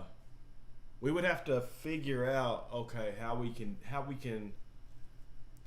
first off, we would have to figure out how we can get one of these, right? So in the name of Jesus, we'll be able to get one of these. That's what I'm going to say, right? Second thing that I'm going to say is we're going to have to figure out how to lock in and actually be able to create an app to create an experience to where you can actually walk the experience in a field, right? And it might be geo-located, like you understand what I'm saying? But there may be a few things that are needed to actually make this happen. and things that might need to work together as well, like the NFC tech with the VR tech, right? So these things are crucial, but I don't know if the MetaQuest 3S, excuse me, I don't know if the MetaQuest 3S plays well with Apple technology, right? And I don't know, and I don't know if the Apple Vision Pro would even be feasible to get, like, because it's super expensive. So I'm not sure, but we're gonna keep it going, keep it rocking. When it comes to Vision OS and the Vision Pro, ARKit is fully baked in. And it makes sense, right? On an iPhone or an iPad, ARKit isn't really the default use case. Well, the Vision Pro, like augmented reality, that's what it is. But for your apps, if you want to fully utilize ARKit, you're going to need to use a dedicated space. And a quick recap on Vision OS, fundamental building blocks. Vision OS has windows, volumes, and spaces, right? A window is a typical 2D window we're used to seeing. A volume is like an invisible cube in front of you that can hold a 3D object. And then a space takes over the entire Vision Pro for your augmented reality experience. And in a dedicated space is where you can utilize ARKit, all the world tracking, scene understanding, hand tracking, etc. Like, look at this bowling game where they're holding up the iPads. Picture that, except you're not holding up an iPad, right? You just got the Vision Pro on your face, and you get to move around like that. ARKit is fundamental to building augmented reality experiences on the Vision Pro. And this is just a taste of what's possible. Hopefully your imagination is starting to run wild. And if you're here learning how to make a great app for Vision Pro, you're going to need a portfolio website to showcase your awesome work. And that brings me to today's sponsor, Squarespace. Squarespace is an all... Okay. No sponsor. Unless Squarespace gonna sponsor me. Imagine being able to build an app with your name on it just by thinking about it. Meet Base 44, a complete AI creation. I thought they would get one over on me. Okay, anyway, so VR capability, yes, crucial, clutch. Okay, we would use it more for mapping. Okay, so that once you put that thing on, you put it on. Look, you put it on. And now you can just see everything that we're going to build and everything that we're planning on making into reality by looking through the reality kit on your AR glasses. I think that'd be clutch. I really do. I really do.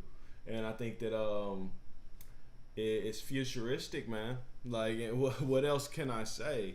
And if we can actually create the app to where other real estate agents and different people like that can upload different builds, like let's just say like the icon buildings or something like that. I forget, the Icon Homes, I believe the name is.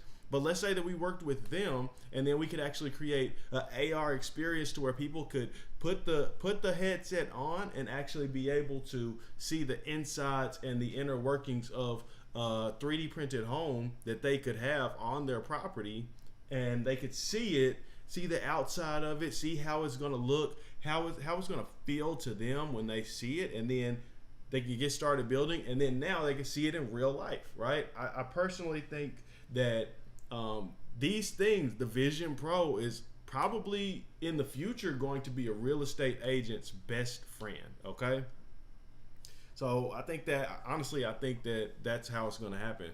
So Twitch, clip that, because I really do think that that's going to be monumental in the future. Okay, so we've looked at the NFC tags. Okay. We've looked at the VR headset.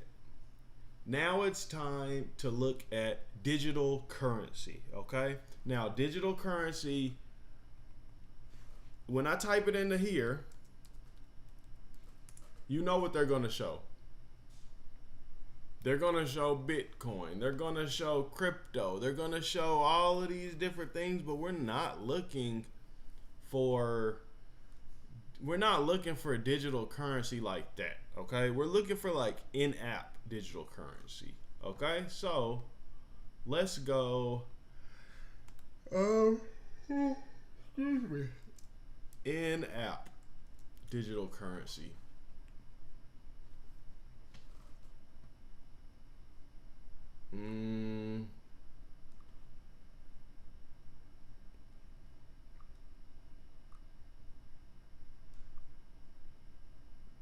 No, this isn't what I'm talking about. Let's go. Let's type in like let's say Disney digital currency.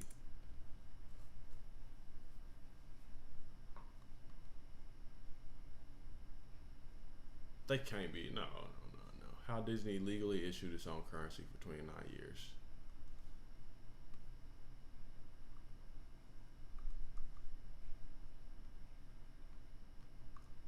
Maybe it's not necessarily digital currency, but maybe it's more like I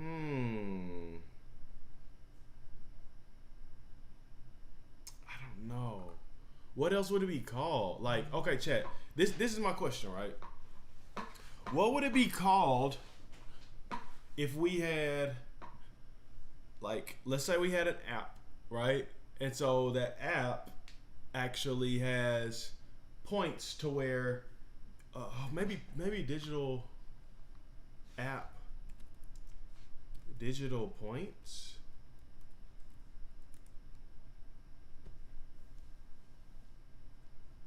Like digital rewards. Yeah. So, rewards. Excuse me. Man, getting tired. How to check and use Amazon No Rush? No.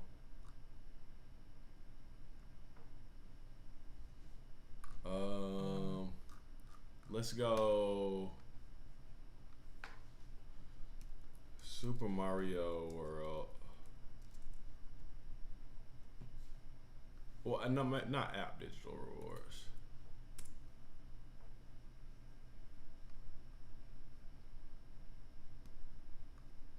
I like this though. I like the combination of the NFC tech with the digital rewards. I like that. I really, really do.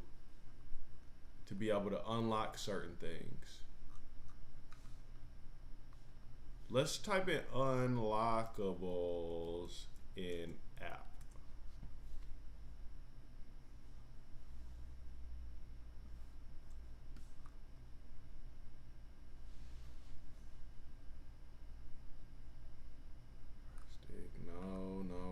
No. Maybe I just need to YouTube it because there might not be any videos on here about it. But essentially what I'm saying is, yeah, like that, like almost like the QR code thing or whatever, to where you can unlock certain things. But I want it to be like you have a NFC whatever chip or a sticker or something like that, and an experience. Excuse me. And then you could just bing, tap that thing, and then it activates something in app. Like it gives you a digital trophy or statue or something like that. Like I genuinely think that would be really, really cool. Now I don't think YouTube is gonna have anything like that. Digital trophy. Sorry, y'all, I can't spell. I think we're heading more down the VV route now.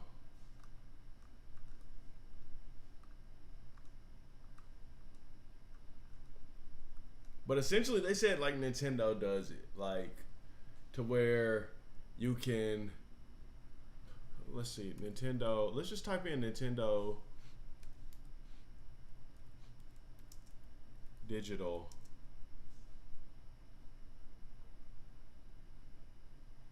Yeah, Nintendo digital.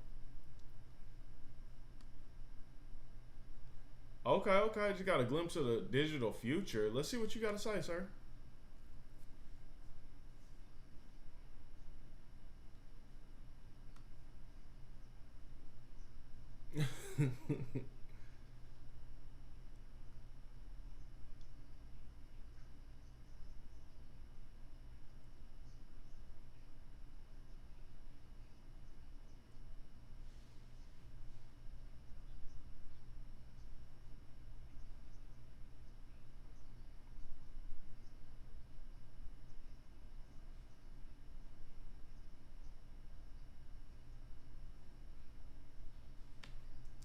Now, Chad, I had to stop it for a second because honestly, for myself and my personal opinion, I really don't mind the digital only for the games, because if you had a physical, if you had a physical disc like Miles Morales or something like that on the PS5 and it got scratched or it got messed up or something like that, then they would do nothing for you. Like PlayStation would say sucks to suck and you got to buy it again, right? So for me personally, it's like, okay, if I buy it digital though, there's no way it could scratch, there's no way it can get messed up, there's no way anything like that could happen. Now, granted, yes, you're buying a license to be able to play it or whatever. But if you have the physical copy, if they still decide to take the game off of the server or off of whatever, the physical copy won't do you any good because it's gone. Like, you know what I'm saying? Like the physical disc only accesses a digital version of the game. So it's like, I don't know, or maybe I'm wrong. Maybe I'm wrong in that, but essentially, like, you know, there's no point in having a physical disc anymore. So I don't know, but correct me if I'm wrong in the comments for sure.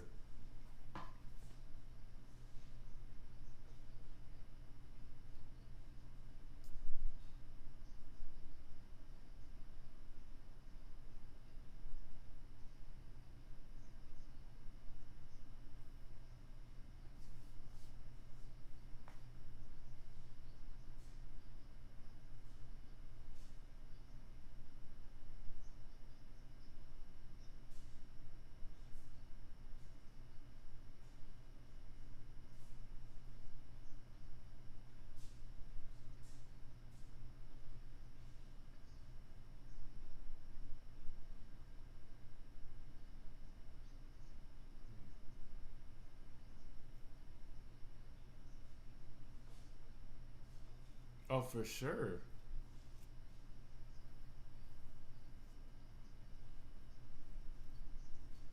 Mm-hmm. Yeah.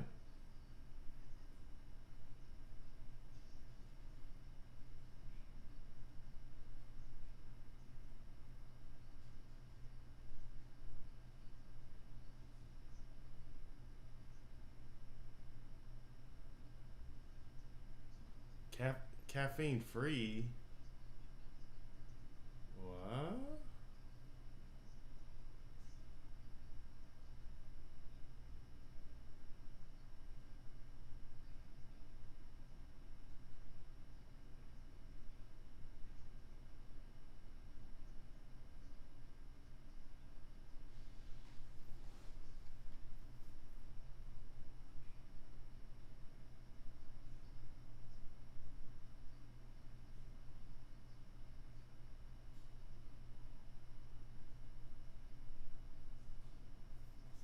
Okay, okay, okay.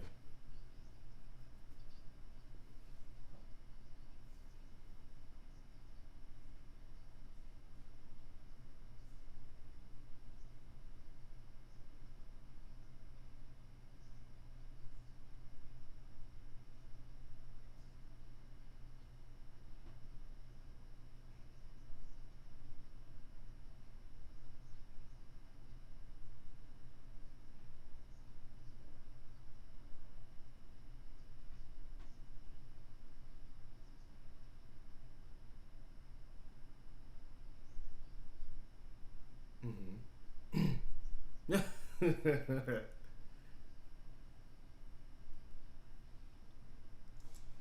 Well, I mean, but 60, but okay, he says that, right? But then you pay $60 for PlayStation Plus. You might pay $100 for PlayStation Plus now with the cloud gaming aspect to it. Like, you know what I'm saying? So it's like I kind of understand what he's saying, but like, you know what I'm saying? I don't know. I don't know. And right now, I'm not paying for PlayStation Plus, and I don't like it because I can't access all the stuff on like Spark and Zero, right? And that might literally be a reason why I get PlayStation Plus back. and also the other games that they have to offer and different things like that. But yeah, I think I'm missing what he's saying, I guess, like as far as a cloud base, and plus I really don't like playing anything on the cloud right now because it's so laggy. It depends on your connection speed, all of these different things. Like I don't know, but yeah, let's keep going.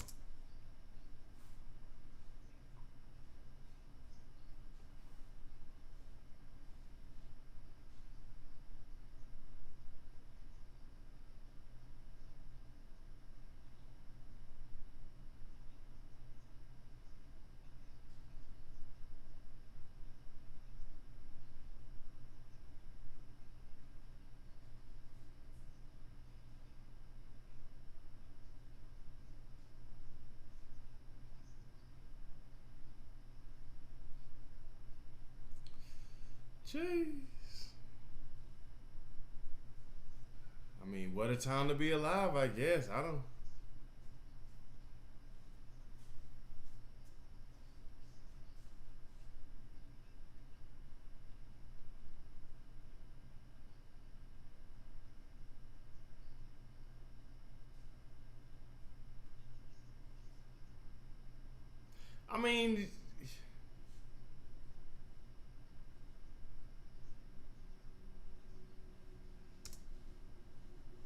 I mean, yeah, but I personally feel like this is only for like, this is literally only for, and we got way off topic on this, right? Because we're supposed to be talking about digital currency, and now we're talking about the cloud-based gaming and stuff like that, right? But I guess what he's saying is true, but at the same time, you would pay $60 to go see a one night only show, right? You would pay at this moment in time, you would pay about $60 to take you and your significant other to the movies, right? And you can only see that one time, and then if you want to see it again, then you gotta purchase it again. Or if the movie is pulled, then congratulations, you can't watch it anymore, right? And you experienced it, but that's it. Like, you know what I mean? Like, so I get it, right? And I understand.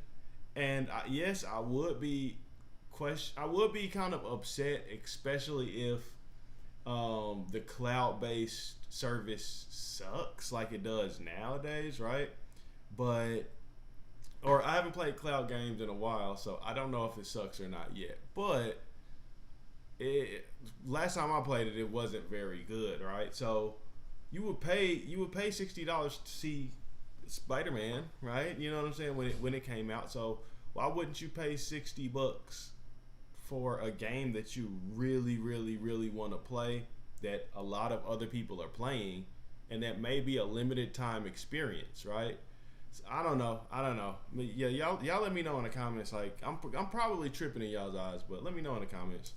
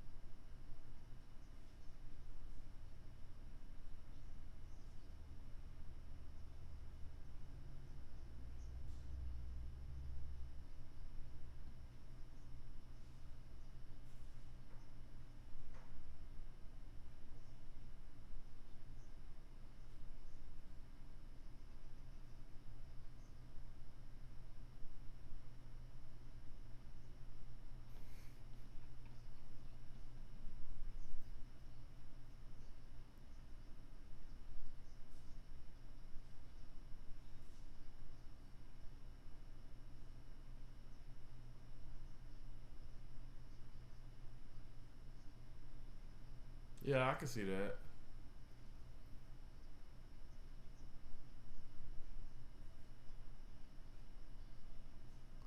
No, they didn't think it was gonna last forever. They're trying to make it last forever. They're trying to make it a thing. Like, you know what I mean? Because you never know, and I kind of understand it, right? You never know when the next COVID's gonna happen. You never know when the next pandemic to where nobody can leave the house, or if it's going to be worse, right? However, like, I don't know, like, you know what I mean? Cloud gaming is one of those things to where it just, right now, it can't be justified right now, right? But once the internet gets better, and once the internet gets to where it doesn't drop off, right? We have right here we have 1,000 up, 1,000 down, but it varies, right? You know, it goes up, sometimes up, sometimes down. Like the last stream or whatever, it stopped working, and it's like, what's going on, right? But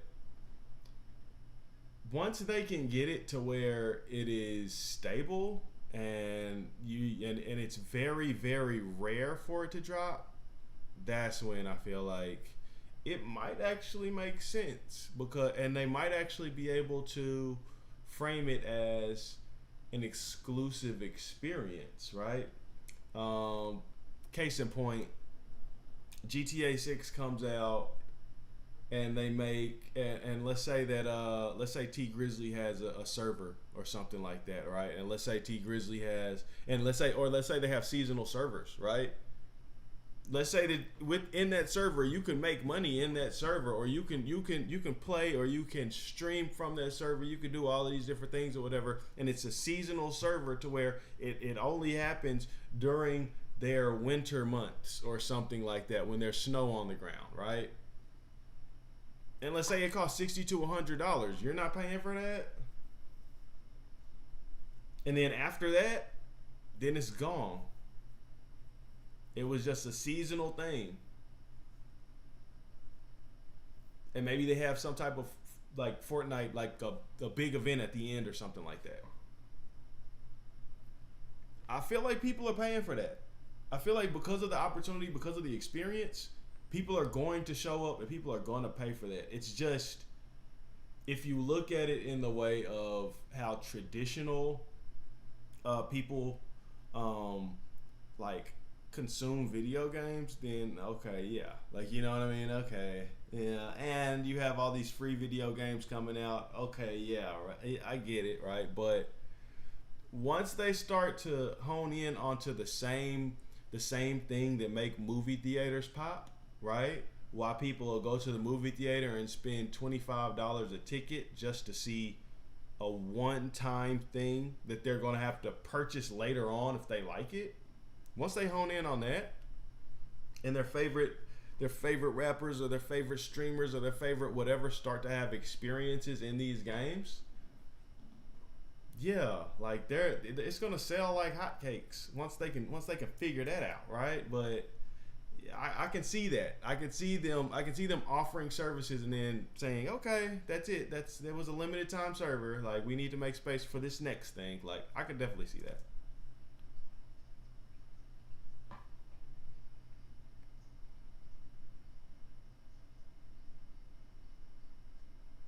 Now, Nintendo Switch, no,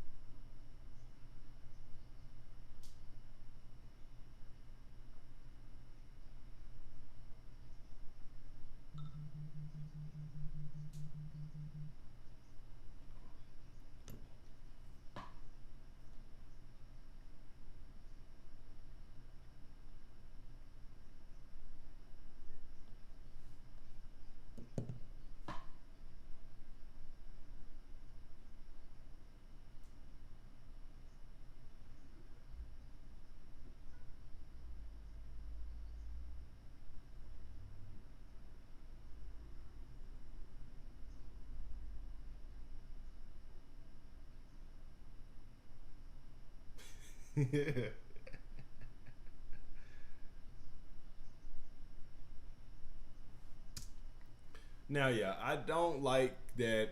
I don't like the money grabs, right? I really don't like the money grabs. However, people are going to pay for what they feel is important to them, right? People are if a company just straight up came out and said, look, this is a limited time experience. We're releasing this game. Or I really don't know. We're releasing this limited time Halo experience to where you can get on and you can do all of this, and maybe there's some type of monetary prize or some type of reward that's attached to it or something like that at the end to where you could see value in that or you could find value in it. Maybe people will pay for temporary experiences, right? But I can understand what he's saying right now for sure. I can understand. Right now it's not worth it, especially if it's just going to be the same experience for every single person, like a story mode or something like that. If you want to revisit the story mode, we are used to purchasing something and then being able to revisit it whenever we want to, right? I'm currently on a Spider-Man replay, right? To where I'm replaying Spider-Man. I'm going to replace Miles Morales and then Spider-Man 2 and in getting ready for the Wolverine, right? But if I had to pay for Spider-Man again, no, I'm not doing that. I'm just not going to do it. Like, that's something I'm just not going to do. So I can understand what he's saying, like a story mode. Yeah, I get it, right? Now, if they had some sort of Sinister Six DLC pack or whatever that's limited time to where you can get on here in the winter months and then you can fight each of the Sinister Six, which you could do that in the first game essentially, right? So that's a bad example, but let's say that you could do something and there's some sort of reward in there and there's some sort of limited time experience in there. Of course people are going to pay for that because it's an exclusive type thing, right? And I'm pretty sure that for content, somebody like him would pay for it as well. He might rag on it, right? But he might rag on it while he's doing it and be like, I can't believe that I just da-da-da-da-da. But he's going to experience that limited time thing because that's how this world works now. Like, you know what I mean? So it does suck, right? And I think story mode experiences should never be like that. And it should never be a thing to where it's like, oh, well, our game just didn't sell very well, and so turn it off. Like, you know what I'm saying? Like, that shouldn't happen. Like, you know what I'm saying? But if it's more of like a limited time, exclusive type vibe or whatever, yeah. I think that could work, right? Now, we went way off basis, okay? But I thought that was going to be a different experience, right? But y'all go follow RGT85.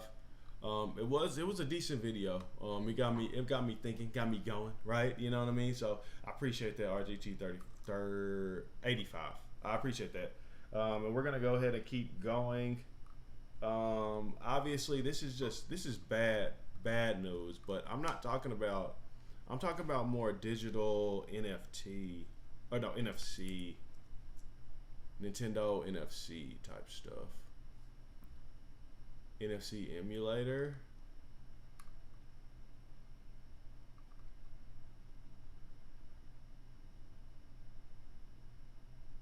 NFC platform. I don't know if this is gonna be a good one. I don't know if he might be pooping on it.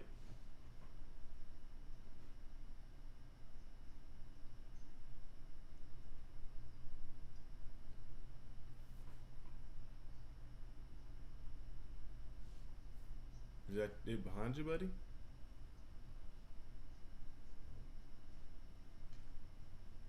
Yeah.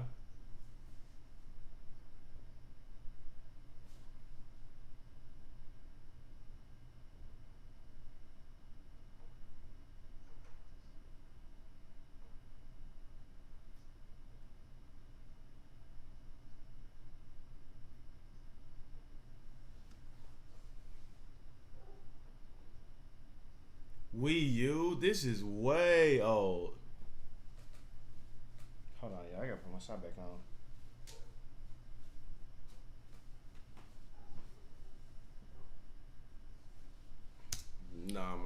Nah, man. How many years ago? 12 years ago. Yeah, no. That's crazy. Okay. It's looking like for the digital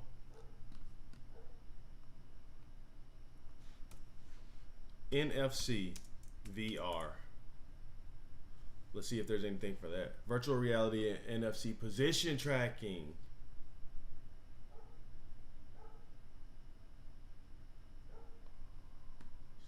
Oh, it's clean.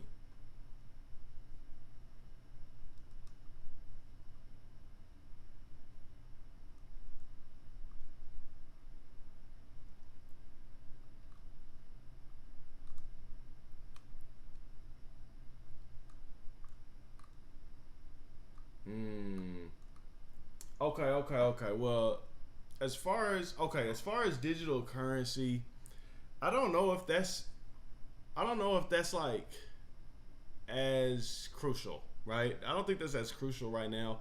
I was more talking about like digital trophies, digital notoriety, essentially, right? Something that's digital that makes you feel like, yay, like, you know what I'm saying? Like, I found it, or I did this, right? Like, kind of like how they had the NFC watches or whatever, and you could tap it and then it could add coins to your Nintendo account, right? I think that's really, really cool, right? Or just different things like that. But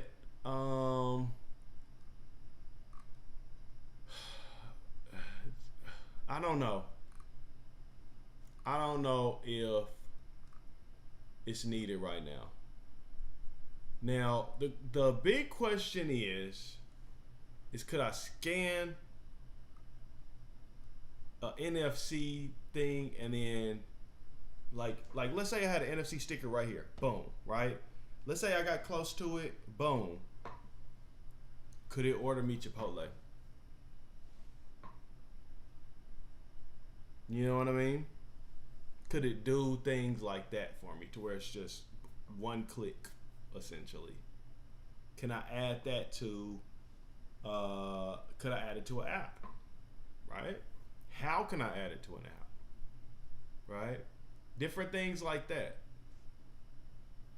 Could I add it to a Pokemon robot? Right? And so when I, throw the ball at the Pokemon robot or whatever, or whatever, maybe it could be a little foam ball. I could put an NFC tracker in it, or NFC sticker, NFC card, whatever you want to call it. And then when you throw it at the Pokemon, it interacts with it once it's in that space, and then it could show up in your app that you caught it. Or Power World. I don't want to get sued, right? But I think these things can be really, really, really good ideas. And but I wouldn't call that digital currency though. What would we call that, chat? I don't know. But we'll figure out. We'll figure out what exactly we can call that for sure. For sure. Okay. So now that we've done that, we've looked up NFC tech, and we found out that NFC is a form of RFID, which is just radio frequency identification, right?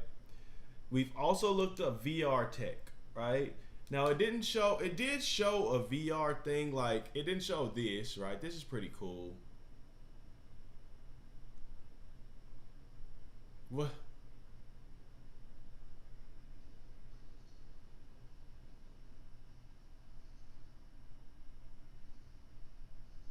Hold on, that's kind of clean. Is he wearing something special on his shoes? I think he is, tell you the truth. What do you think they slap this thing with a lot of butter? What y'all think they do? Let me know in the comments, what do they do with that? Anyway, so let's go back. I think that's pretty cool. But it's already lost my interest a little bit. So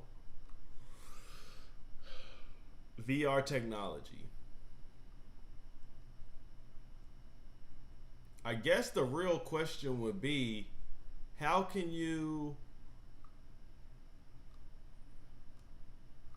Matter of fact, let's look up how many devices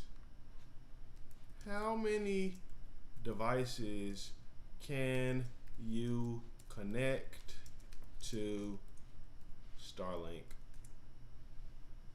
This might be random to you, however, if we could have VR devices and if a real estate agent could bring the VR devices, the Starlink device, and all of those different things with them, then, you know what I'm saying? Like, then they could control the entire experience, give those VR headsets the internet that they need to be able to show on raw land, be able to show a developed property on that raw land, and give that virtual reality experience in real time, right? But obviously you would need internet for that, and 5G might not cut it. So, excuse me. So, we got to figure out solutions, right? So let's look at this video. How many devices can you connect?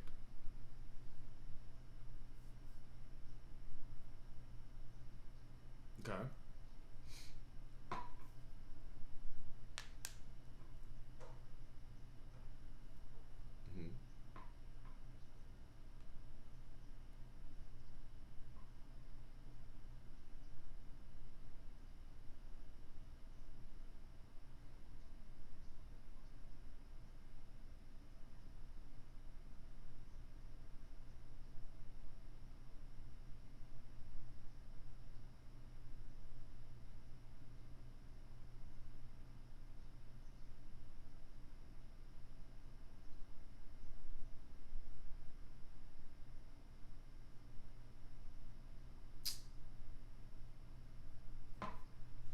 So you're not gonna give me a number. Okay, I got you.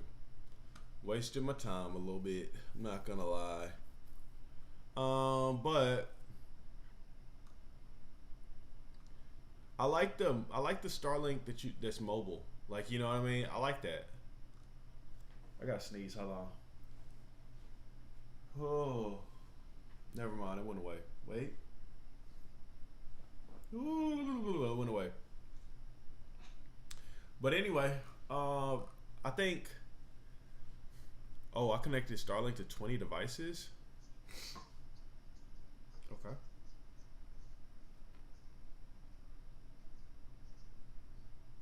Jeez Louise. Okay.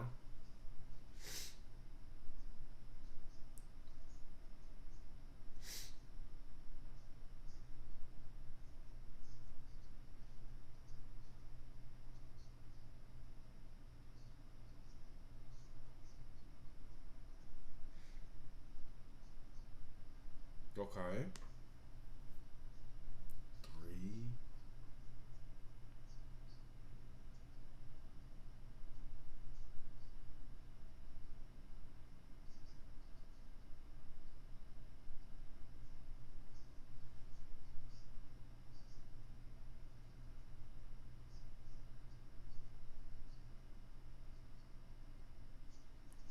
Jeez, man.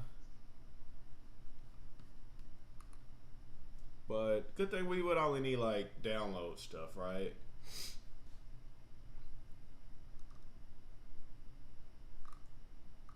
That's crazy. That's crazy. Okay. So I think we've looked at the 3 things that we were planning on looking at today, which are the NFC tech, right? And we know that we're going to probably get NFC tags. These right here that are 690. We got to do some tests. We got to do some testing, right? We know that we looked up the VR tech, and with the VR tech, we know that we'll probably actually go to an Apple store. I don't know if we can stream in an Apple store or not.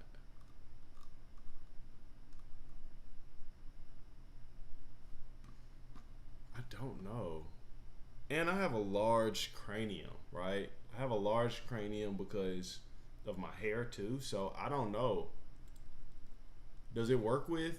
I mean, I'm sure it works with like ponytails and stuff like that, but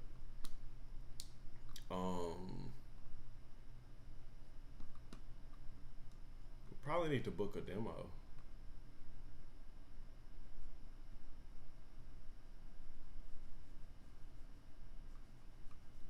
Maybe we should call. Hold on now. No, not today, not right now. You ain't doing that. But anyway, we'll give a call, and we'll definitely see if we can stream our Vision Pro experience if we book a demo. Maybe we should do that right now. Y'all want to do that? Let's do that.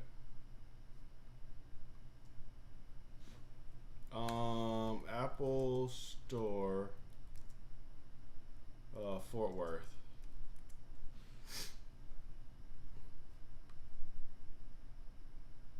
Yeah, let's give it a call.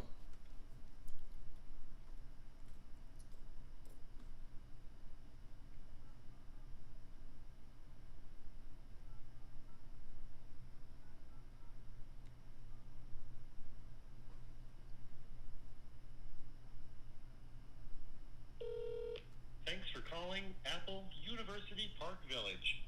Calls are recorded and transcribed to train personnel, ensure quality, improve contact center technologies, and evaluate customer satisfaction.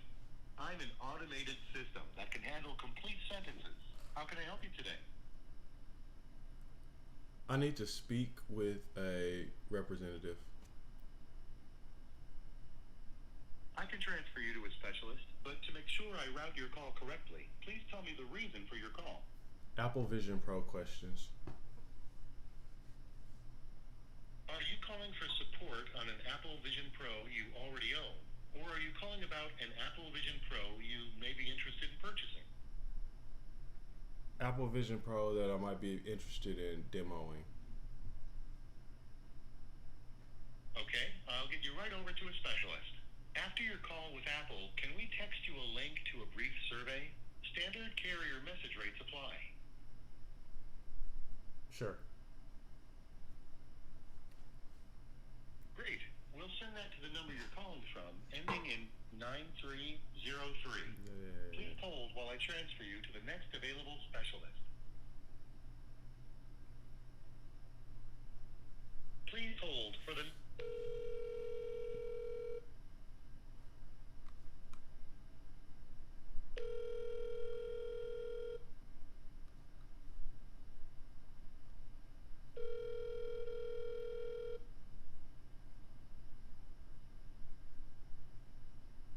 Please hold for the next available specialist.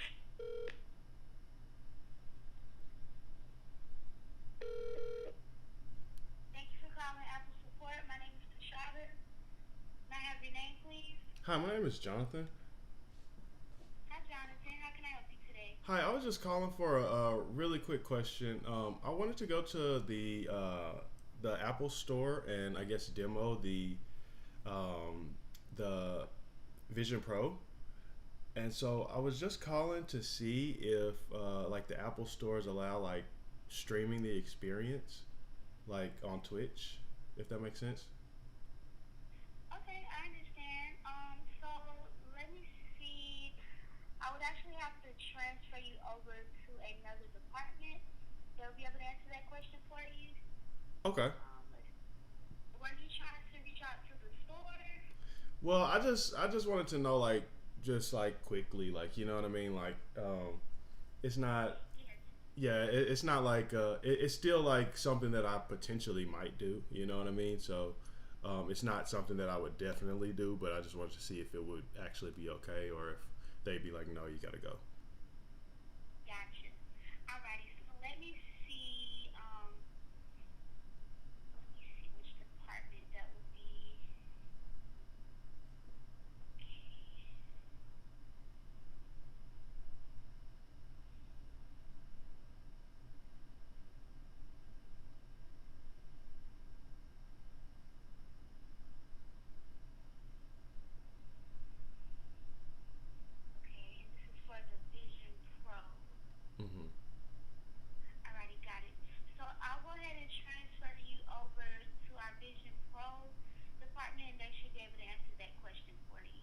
Okay, perfect. Thank you.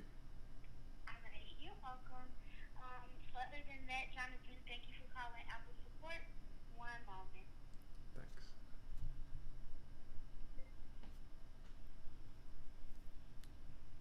Okay, chat. So we're gonna see if they'll let me stream the experience in the store. I don't know if other people have done it already or not, but I just wanted to ask first because it's the proper thing to do. You know what I mean? So we're gonna make sure.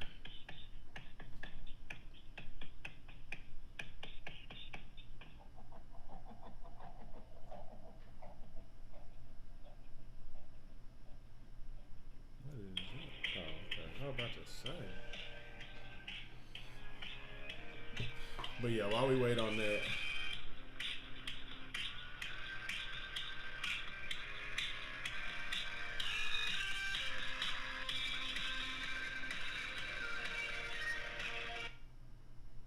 Yeah, we're just gonna hold that. Because I do not want to hear that. But yeah, so if we are able to do it, then that would be very, very clutch. And I'll bring y'all along with me. Yeah, I'll bring y'all along with me to experience it. You know what I mean? Oh. Hello, can you hear me? Oh, hold on one second. Cedric from Apple Support, how you doing? Hi, I'm doing good. How about you? Hey, I'm doing just fine. That's good. Hey, I just had a really quick question for you. So, I wanted to go to the Apple Store and I guess test out the Vision Pro, like book a demo, and I just wanted to see if it's allowed if we could stream the experience in the store, like on Twitch.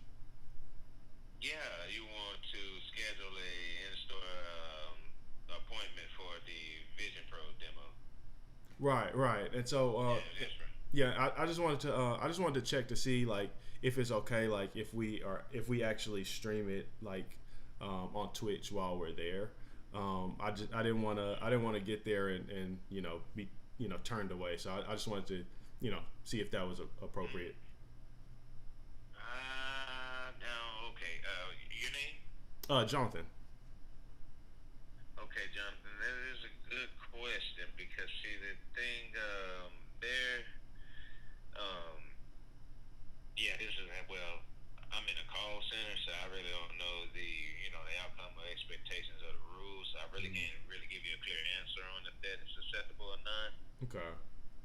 Yeah, but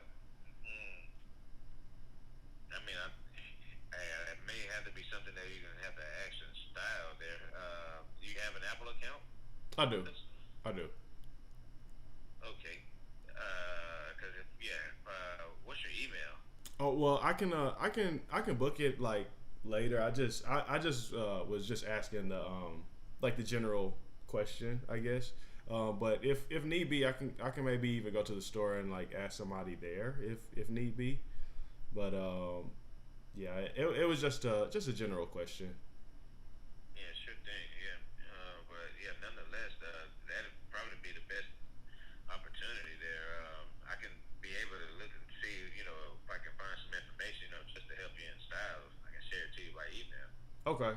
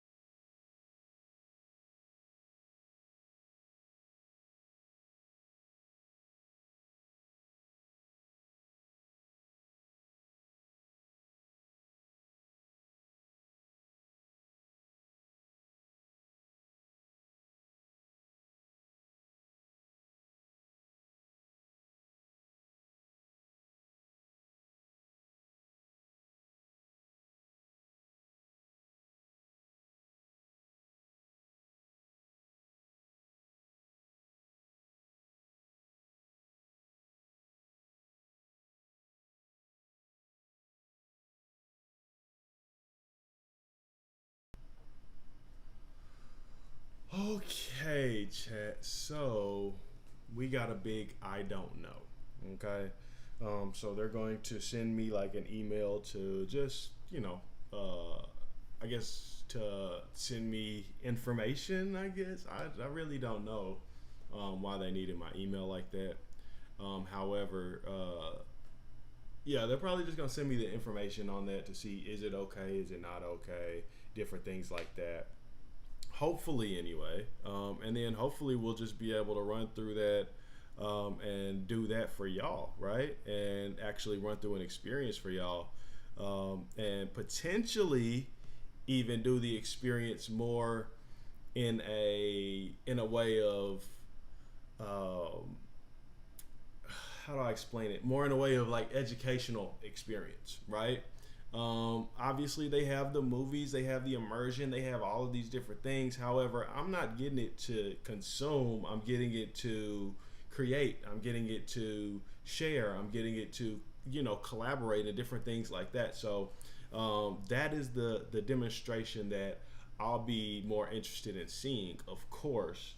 Now, obviously, we might be able to go to Best Buy and get a demo for like the Meta Quest 3S. You know what I mean? I can't remember that name. Like, that name is very hard to remember. But so I mean, that'd be pretty cool. We made that call. We got a big I don't know. And that's okay. That's okay to get an I don't know for that, right? So we're going to go ahead and try to do that. Give me a second. Give me a second. I'm going to let the dogs in, get them some water and stuff like that because it's really hot outside. And then I will be right back, chat, to probably circle everything up and finish it up, all right? But I'll be right back.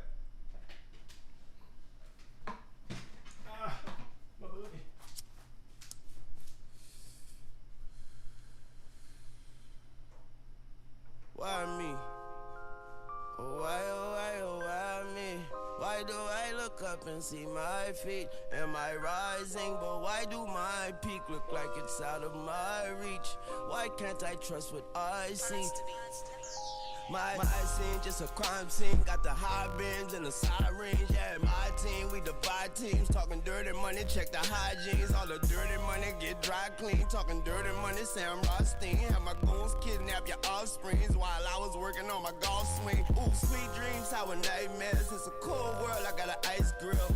No one man should have all that power. If you can't afford to pay the light bill, I got a fill over my heart. That wasn't too long, was it? That was pretty cool, pretty fast.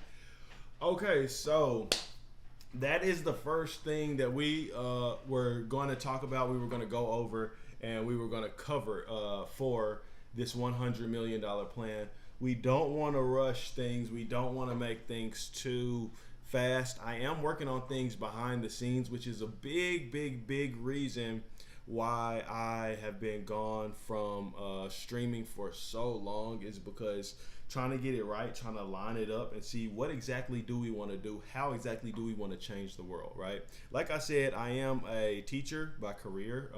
I've been teaching for 8 years, and so with that being said, I want to figure out a way to change the game up, right? Change it up, because there's a lot of people out here that they respect teaching, they support teachers, they respect their teachers that they've had in their lives and different things like that. However, it's a boring, cut off aspect. You see what I'm saying? Like, it's just, it's like, how do I explain it? Like, teaching is so closed off. Right? You have a certain curriculum that you can teach. You have a certain, certain things, all of these different things, but you don't have options, right? You don't have options for the different type of learners, right? Because you have a classroom of 30 and all 30 kids do not learn the same way. And I understand rewarding certain kids in certain ways to where it's like, okay, these kids are exceptional and they're doing exceptional, but there are students in your class that can do exceptionally well. However, the content does not support their preferred type of learning, right? And we are moving more towards screens and kids coming home watching TV, watching streamers, watching movies, the YouTube skits and different things like that, right? Shout out to the Royalty family and different people like that. That's a YouTube family that my kids watch heavy and stuff like that. But we are moving and we're changing, and we as educators and people in the educational space have to change with that, right? And if that means that we need to actually align ourselves with other companies that are outside of the educational sphere right now, or in the educational sphere but are trying to figure out different ways to where they can amplify their presence in the educational sphere, then we need to make sure that we have that, okay? That needs to be something that somebody needs to be focused on. And if that somebody has to be me, so be it, right? And so that's a big thing that I've been working on as well. I'm not at the position right now to where I could tell y'all exactly what it is that I've been working on, because it's not there yet, right? However, in the next few streams, once I've already started reaching out to people and different things like that. In the next few streams, I do believe that we will get some sort of some sort of traction to where we can actually start to make things happen, and we can start to tell y'all more information about the steps that we're going to be taking. But right now, as of right now, it's not ready to dive deep into. But just know that what the idea that we're having is dealing with the NFC tech. It's dealing with VR tech. There may be some sort of digital currency in there, or a digital reward system in there, digital trophies or statues or whatever it is in there, certificates. There may be, and there's definitely an educational aspect to it as well. Some other things that we were talking about, obviously outdoor museums, that would actually be very clutch, very, very clutch. But not necessarily. It could start off with outdoor structures and just build into outdoor museums, right? I really like that. I really, really, really like the next thing that I definitely need to look up, which may be tomorrow, right? But we need to start looking up food truck courts. See if there's any around us in the Fort Worth area as well. And if there is, shout out to you, reach out to me. I might reach out to you so that we can get to see how it works, how it rocks. You see what I'm saying?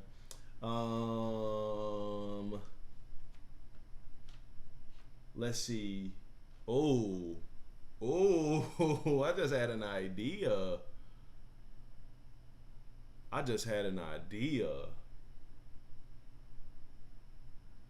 But anyway, I'll let y'all know yeah, I'm gonna let y'all know. I'm gonna let y'all know the idea once it comes to. But we do need to go check out a museum / structures, and that's indoor and outdoor. Okay. That's very crucial, okay? Because there are certain things that you have to have. Yes, sir. XCOX, what's happening, man? What's happening? It's good to see you. But one thing that we definitely need to make sure is when you have museums, especially or structures, outdoor and indoor, you have to have things that make you double take with the eyes, right? So you have to have things that will make people say, what is that, right? Want to take pictures near it, do different things like that. So we're going to be looking into some of those in the next experience, as well as, what else did we write down? More amusement park carnival type experiences. should we do some things like that? I don't know. That might just be fun. That might just be more fun and less beneficial, but you know what I mean? Oh, well, I was teaching a class. Pretty much we were learning about NFC technology. We were learning about VR technology, and we were going to learn about digital currency. But it's just because the reason I've been gone so long is because we've been like masterminding a big plan, and it's about that time to actually start on getting that plan going. And so I'm really, really excited about it because I can't say too much about it right now, but I am really, really excited about it. We're going to be going a lot more IRL too. Tomorrow, though, is Friday, so you know we're going to be on Fortnite. So XEOX, if you wanna play that, then yeah, we could definitely hop on Fort tomorrow. I'll have the kids on there. We might actually be able to run fours, like a squad. So, what time? Let me think. What time is it right now? Let's say about I'm probably gonna go ahead and hop on probably like probably 3 or 4 tomorrow. But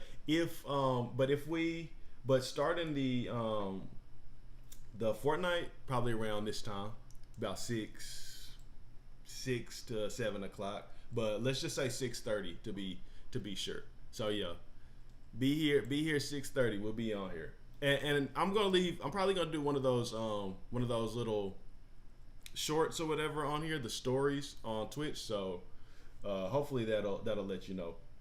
But yeah, we're definitely going back Fortnite Fridays for sure. So lock in with us, man. Lock in. But the last thing that we need to put on there. We need to start looking at some different maker spaces as well. That'll definitely be crazy. Especially if we start making stuff. You go to college tomorrow? Let's go. Congratulations. That's exciting. That's really exciting. What college?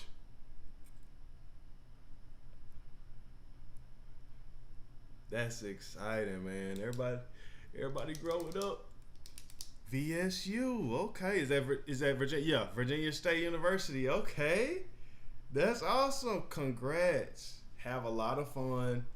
What are you planning on majoring in there at Virginia State? Do you know yet, or it's still up in the air?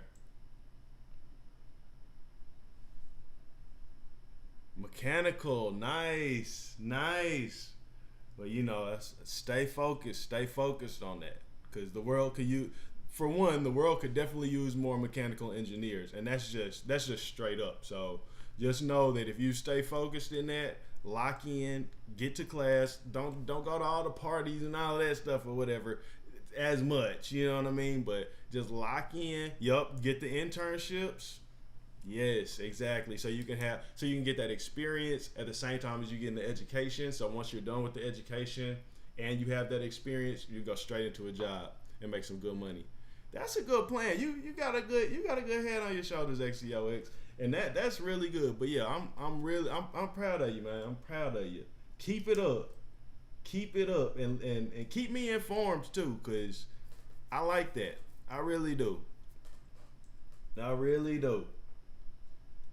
So yeah, so we're gonna go maker spaces. So honestly, the mechanical engineering track, you might have to come in and teach us some stuff too. That's what I'm saying, because you're gonna know a lot of stuff about creating, making, like, you know what I'm saying? Like that's that lane. So yeah, stay focused, lock in on that for sure. So I think the last thing that we're gonna look up on here today though is gonna be about maker spaces, and maybe even Fort Worth maker spaces.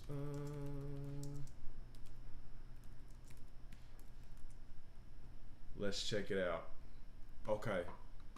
And XEOX, it's gonna be yeah, for sure. Go ahead. I might still be on here. I might not be on here. I'll be yapping, so you know what I mean. But yeah, I'll probably be around.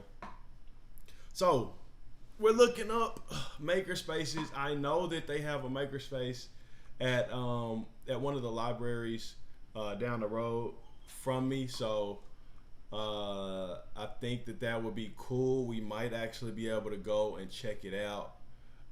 But let's take a look at this Panther Lab. Here we go. Hi, my name is Ian. I work here at the Northwest Branch Library, and this is the Panther Lab Makerspace. Makerspaces are great places for the community to come in to learn new skills and tools, and they're also a great place for collaboration and working with other people. If you're interested in learning more about the Panther Lab Makerspace, make sure to come visit us here at the Northwest Branch Library. Also, don't forget, every second Saturday we do the Maker Showcase, where you can show off your maker creations. See you there. Dang, that was way too fast. Hold on. Wait a second. That was extremely fast. Okay, wait. Let's see the Texas Tech University Library's Library Makerspace. Actually, you know what? Let's go UTA. UTA Makerspace.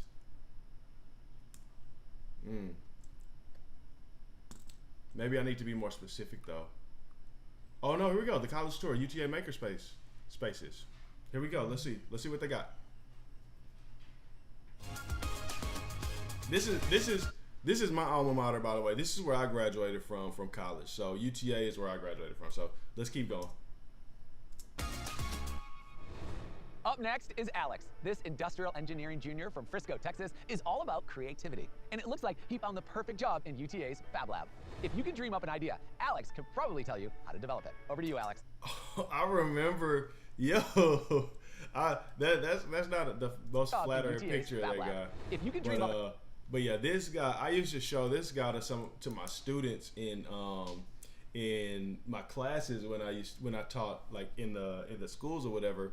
Like, because he does like college tours, right? And so he actually tours different college campuses and will let you know different stuff. So apparently UT Arlington went ahead and just adopted him into their videos. So that's pretty good. Idea. Alex could probably tell you how to develop it. Over to you, Alex. Thanks, Alex. Cool name. When choosing a university, I wanted to choose somewhere full of opportunity, and I found that in spades when I came to UTA. The opportunity closest to my heart would definitely have to be my job at the Fab Lab. At UTA's Central Library, there are multiple makerspace areas available to all students. Here, the Fab Lab and the studios give students access to 3D printers, kilns, sewing machines, laser cutters, screen printing, motion capture equipment, and so much more. I first visited the makerspaces here in order to 3D print parts I needed to build a lightsaber for a convention and to film a documentary about the space race for a class. I've been able to turn my ideas into reality in ways I never even imagined. I even picked up some skills I needed for an internship I applied to for some of the biggest companies in the world. Whatever idea for a project you have, whether it's a prototype for your engineering class, designing a 3D model for your art project, or if you have an idea for a business you want to start with your friends, you can explore and develop these ideas in these spaces. And don't worry, you don't actually need to have any prior experience with any of the machines or processes. Our talented team of full-time staff and student assistants will help ensure that your project can go from an idea in your head out into the real world. Makerspaces like the ones here at UTA allow students like you and me the ability to take what we learn in class and bring it to life. The ability to experiment and find new applications for what we learn is such a valuable part of the learning experience here at UTA. From one Alex to another, back to you. No yapping. But that's kind of that. He created a lightsaber. That's clean, okay? Now we know that it's called the Fab Lab. So let me look that up specifically. Fab Lab. Oh, 2 words. Oh, dang it. 11 years ago? There's no way. I was there. Like I was. I'm dating myself for sure. Yikes! But yeah, if this opened in 11 years ago, I might have been on campus. I do remember seeing a lot of the construction for this. That's for sure. But I left here before they had like done it real big. So, but this is kind of clean. What community users are building in the Fab Lab? Let's see. Why Liberty County UTA Fab Lab? I would not have been able to complete this project without the Fab Lab. This is the Denton County National Bank building. In real life, it actually only has a front and a side. That's clean. That is actually kind of clean. Wait a second. Did she build that in the Fab Lab? And then she was able to like bring that to Denton and then they accepted it?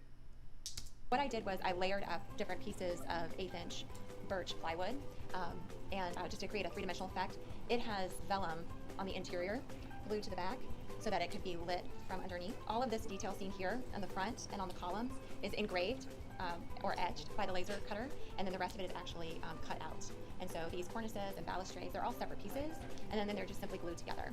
It was a great way to see different majors within the university, different schools of thought working together, and it had more of a community feel, and the staff is tremendous, helpful on the equipment, but also, again, like sharing their ideas.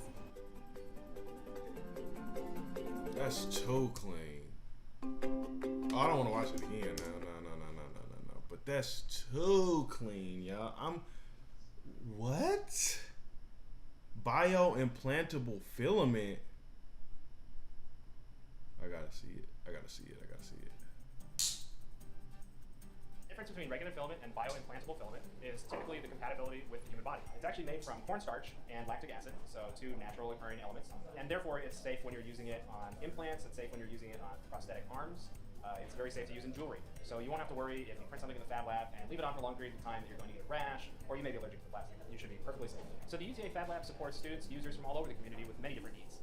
That can be as simple as a part that's compatible with being on the skin for a long period of time, or maybe a pill that you can swallow, or that has some sensors in it. To support those applications, we can custom order filament from the Stratasys. Whoa, what did he say? That has some sensors as a part that's compatible with being on the skin for a long period of time, or maybe a pill that you can swallow, or that has some sensors in it. To support those applications, we can custom order filament from.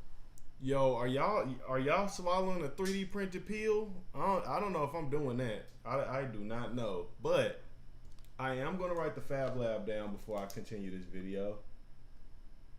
Fab Lab UTA. We might be able to take a little trip over there, especially since since that's my alma mater and I'm an alumni. You know. Stratasys U-print. If we need the highest caliber bioimplantable long period in the body kind of filament, or we keep a stock of PLA and other materials that are safe for the skin here for our generic 3D printers that anybody can use anytime they come in.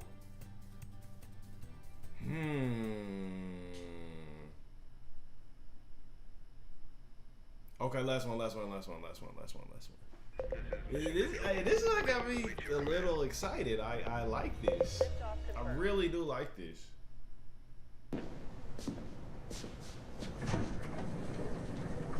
Here for the conference? Yeah. Oh, wow. My bad, Chan, my bad. So prior to Fab App, we had paper tickets, so little quarter sheets of paper that we recorded the students' information on. There were a lot of steps that kind of got in the way of just being able to somebody come in and use that equipment. So the tedium of doing that is, I think, what inspired John Let me to start come over. up. My bad. I wasn't paying attention. I can't lie. Steps that kind of got in the way of just being able to somebody come in and use that equipment. So the tedium of doing that is, I think, what inspired John to come up with this concept of the Fab App. Started there just like anybody else. What we were told to do was fill out these documents, these forms. I just found that just super repetitive and that it got in the way of being able to actually help people. And so I wanted to figure out a way to get rid of these forms. The Fab App stores all the data on its own databases, and they can be retrieved really quickly. This whole project is something that our students... Hold up. Oh, wait, I can't pull it up on my phone right now.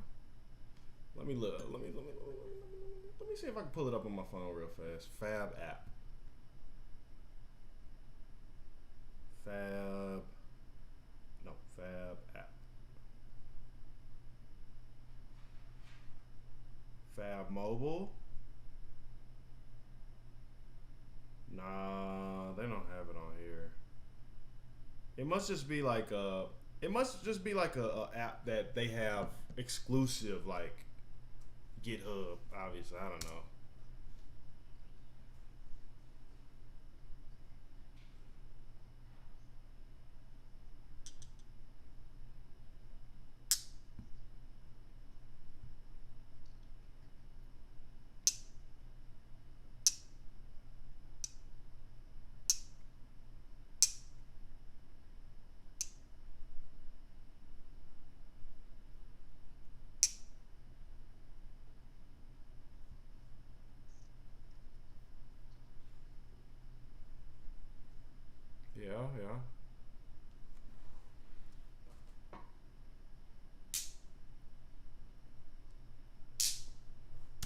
You know what? My little brother knows how to do this stuff or whatever.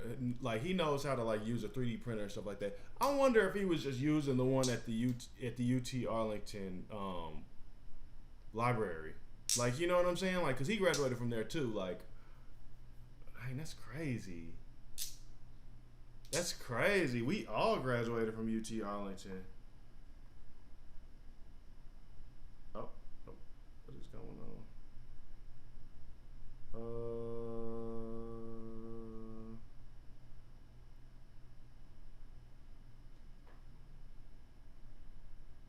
You can just come in.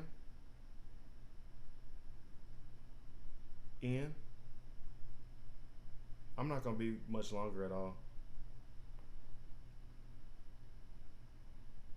At all. This thing is horrible with what's not. But anyway, yeah, maybe he got an understanding by going up here. And you know what? UTA.edu.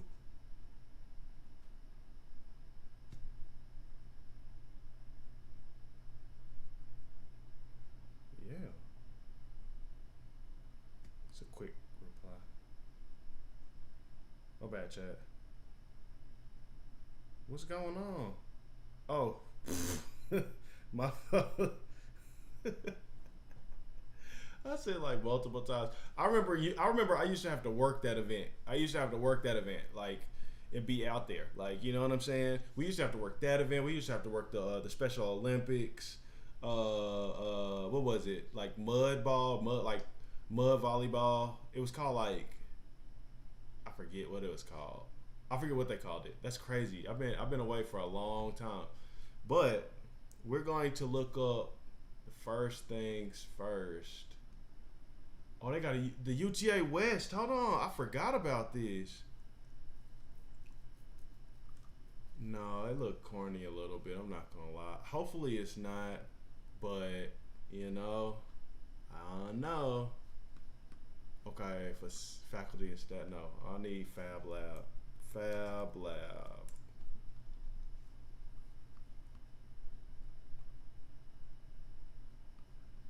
Okay. Are they open right now? Oh, they're not open. I'll give them a call tomorrow then. So tomorrow I'm gonna give them a call and I'll find out. And before we get started on like the game and stuff like that, I'll give them a call on here and then try to figure out if they do like, for one, if they do tours. For two, if alumni can participate, and for three, you know, if they sponsor. No, I don't know about sponsor, but like, you know, like, cause I mean, look, if we could connect, if we can make a connection between like, if we can make a connection between schools, like younger schools, right, and their STEM programs, and the UTA Fab Lab connection, like, you know what I'm saying, like, then that's amazing. And then also, if from there, like, we could use the Fab Lab and they could actually help us to start up something that we're doing, you know what I mean, like on our own, I think that would be genuinely amazing. Really, I think that would be really cool, really cool. So we're gonna give that a go, give that a try. But we'll do that tomorrow, okay? So tomorrow, what are we looking up tomorrow? Tomorrow we are going to be looking up food truck courts. We're going to be looking up museum and structures, indoor and outdoor, okay? We're going to be looking up amusement parks and carnivals, okay? And for education purposes, I guess, you know what I mean? Then we're also going to be looking up makerspace, specifically the Fab Lab at UTA. Man, hey, I appreciate y'all tuning in with me. I appreciate y'all rocking with me. This has been JNealTV. We're excited to continue this. We will be back tomorrow. We're gonna have a short thing before our Fortnite Friday starts tomorrow. And if the kids are doing what they need to do, which they're about to walk in right now, but if the kids are doing what they need to do, then they'll be able to experience that as well. Speaking of the kiddos, what's happening, y'all? Y'all came in right at the end. Y'all want to say hey to the chat? What's up, chat? Yeah. How's y'all day at school? Good. Nice. How's your day? Good. Nice. Tired. Mwah. Nice. All right, well, look, I'm about to go ahead and sign off. Y'all take care. I appreciate y'all for being here, rocking with me. If you haven't yet, go ahead and hit that follow button. You don't have to subscribe right now. You know what I'm saying? Like, but, you know, think about it. Think about subscribing, all right? And from that, man, I'm going to catch y'all on the next one. Wait, press one of these buttons. Yeah, press that one right there. What? This one? Yeah, press that one. What's that do? Hold on. Hey. All right, y'all. We gonna catch y'all on the next one. Press one of the buttons. Peace. Wait.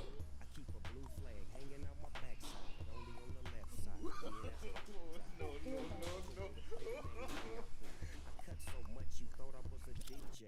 2, 1, yep, 3. SC and double OP, Digo double G.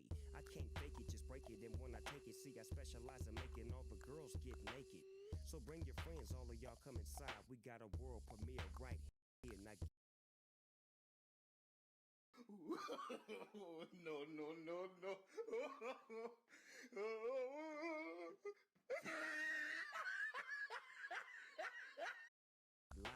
So don't change the diesel, turn it up a little. I got a living room full of fine dime bristles, waiting on the pistol, the dizzle, and the shizzle. G's to the biz act, now ladies, here we kiss her. When the pimp's in the crib, ma, drop it like it's hot, drop it like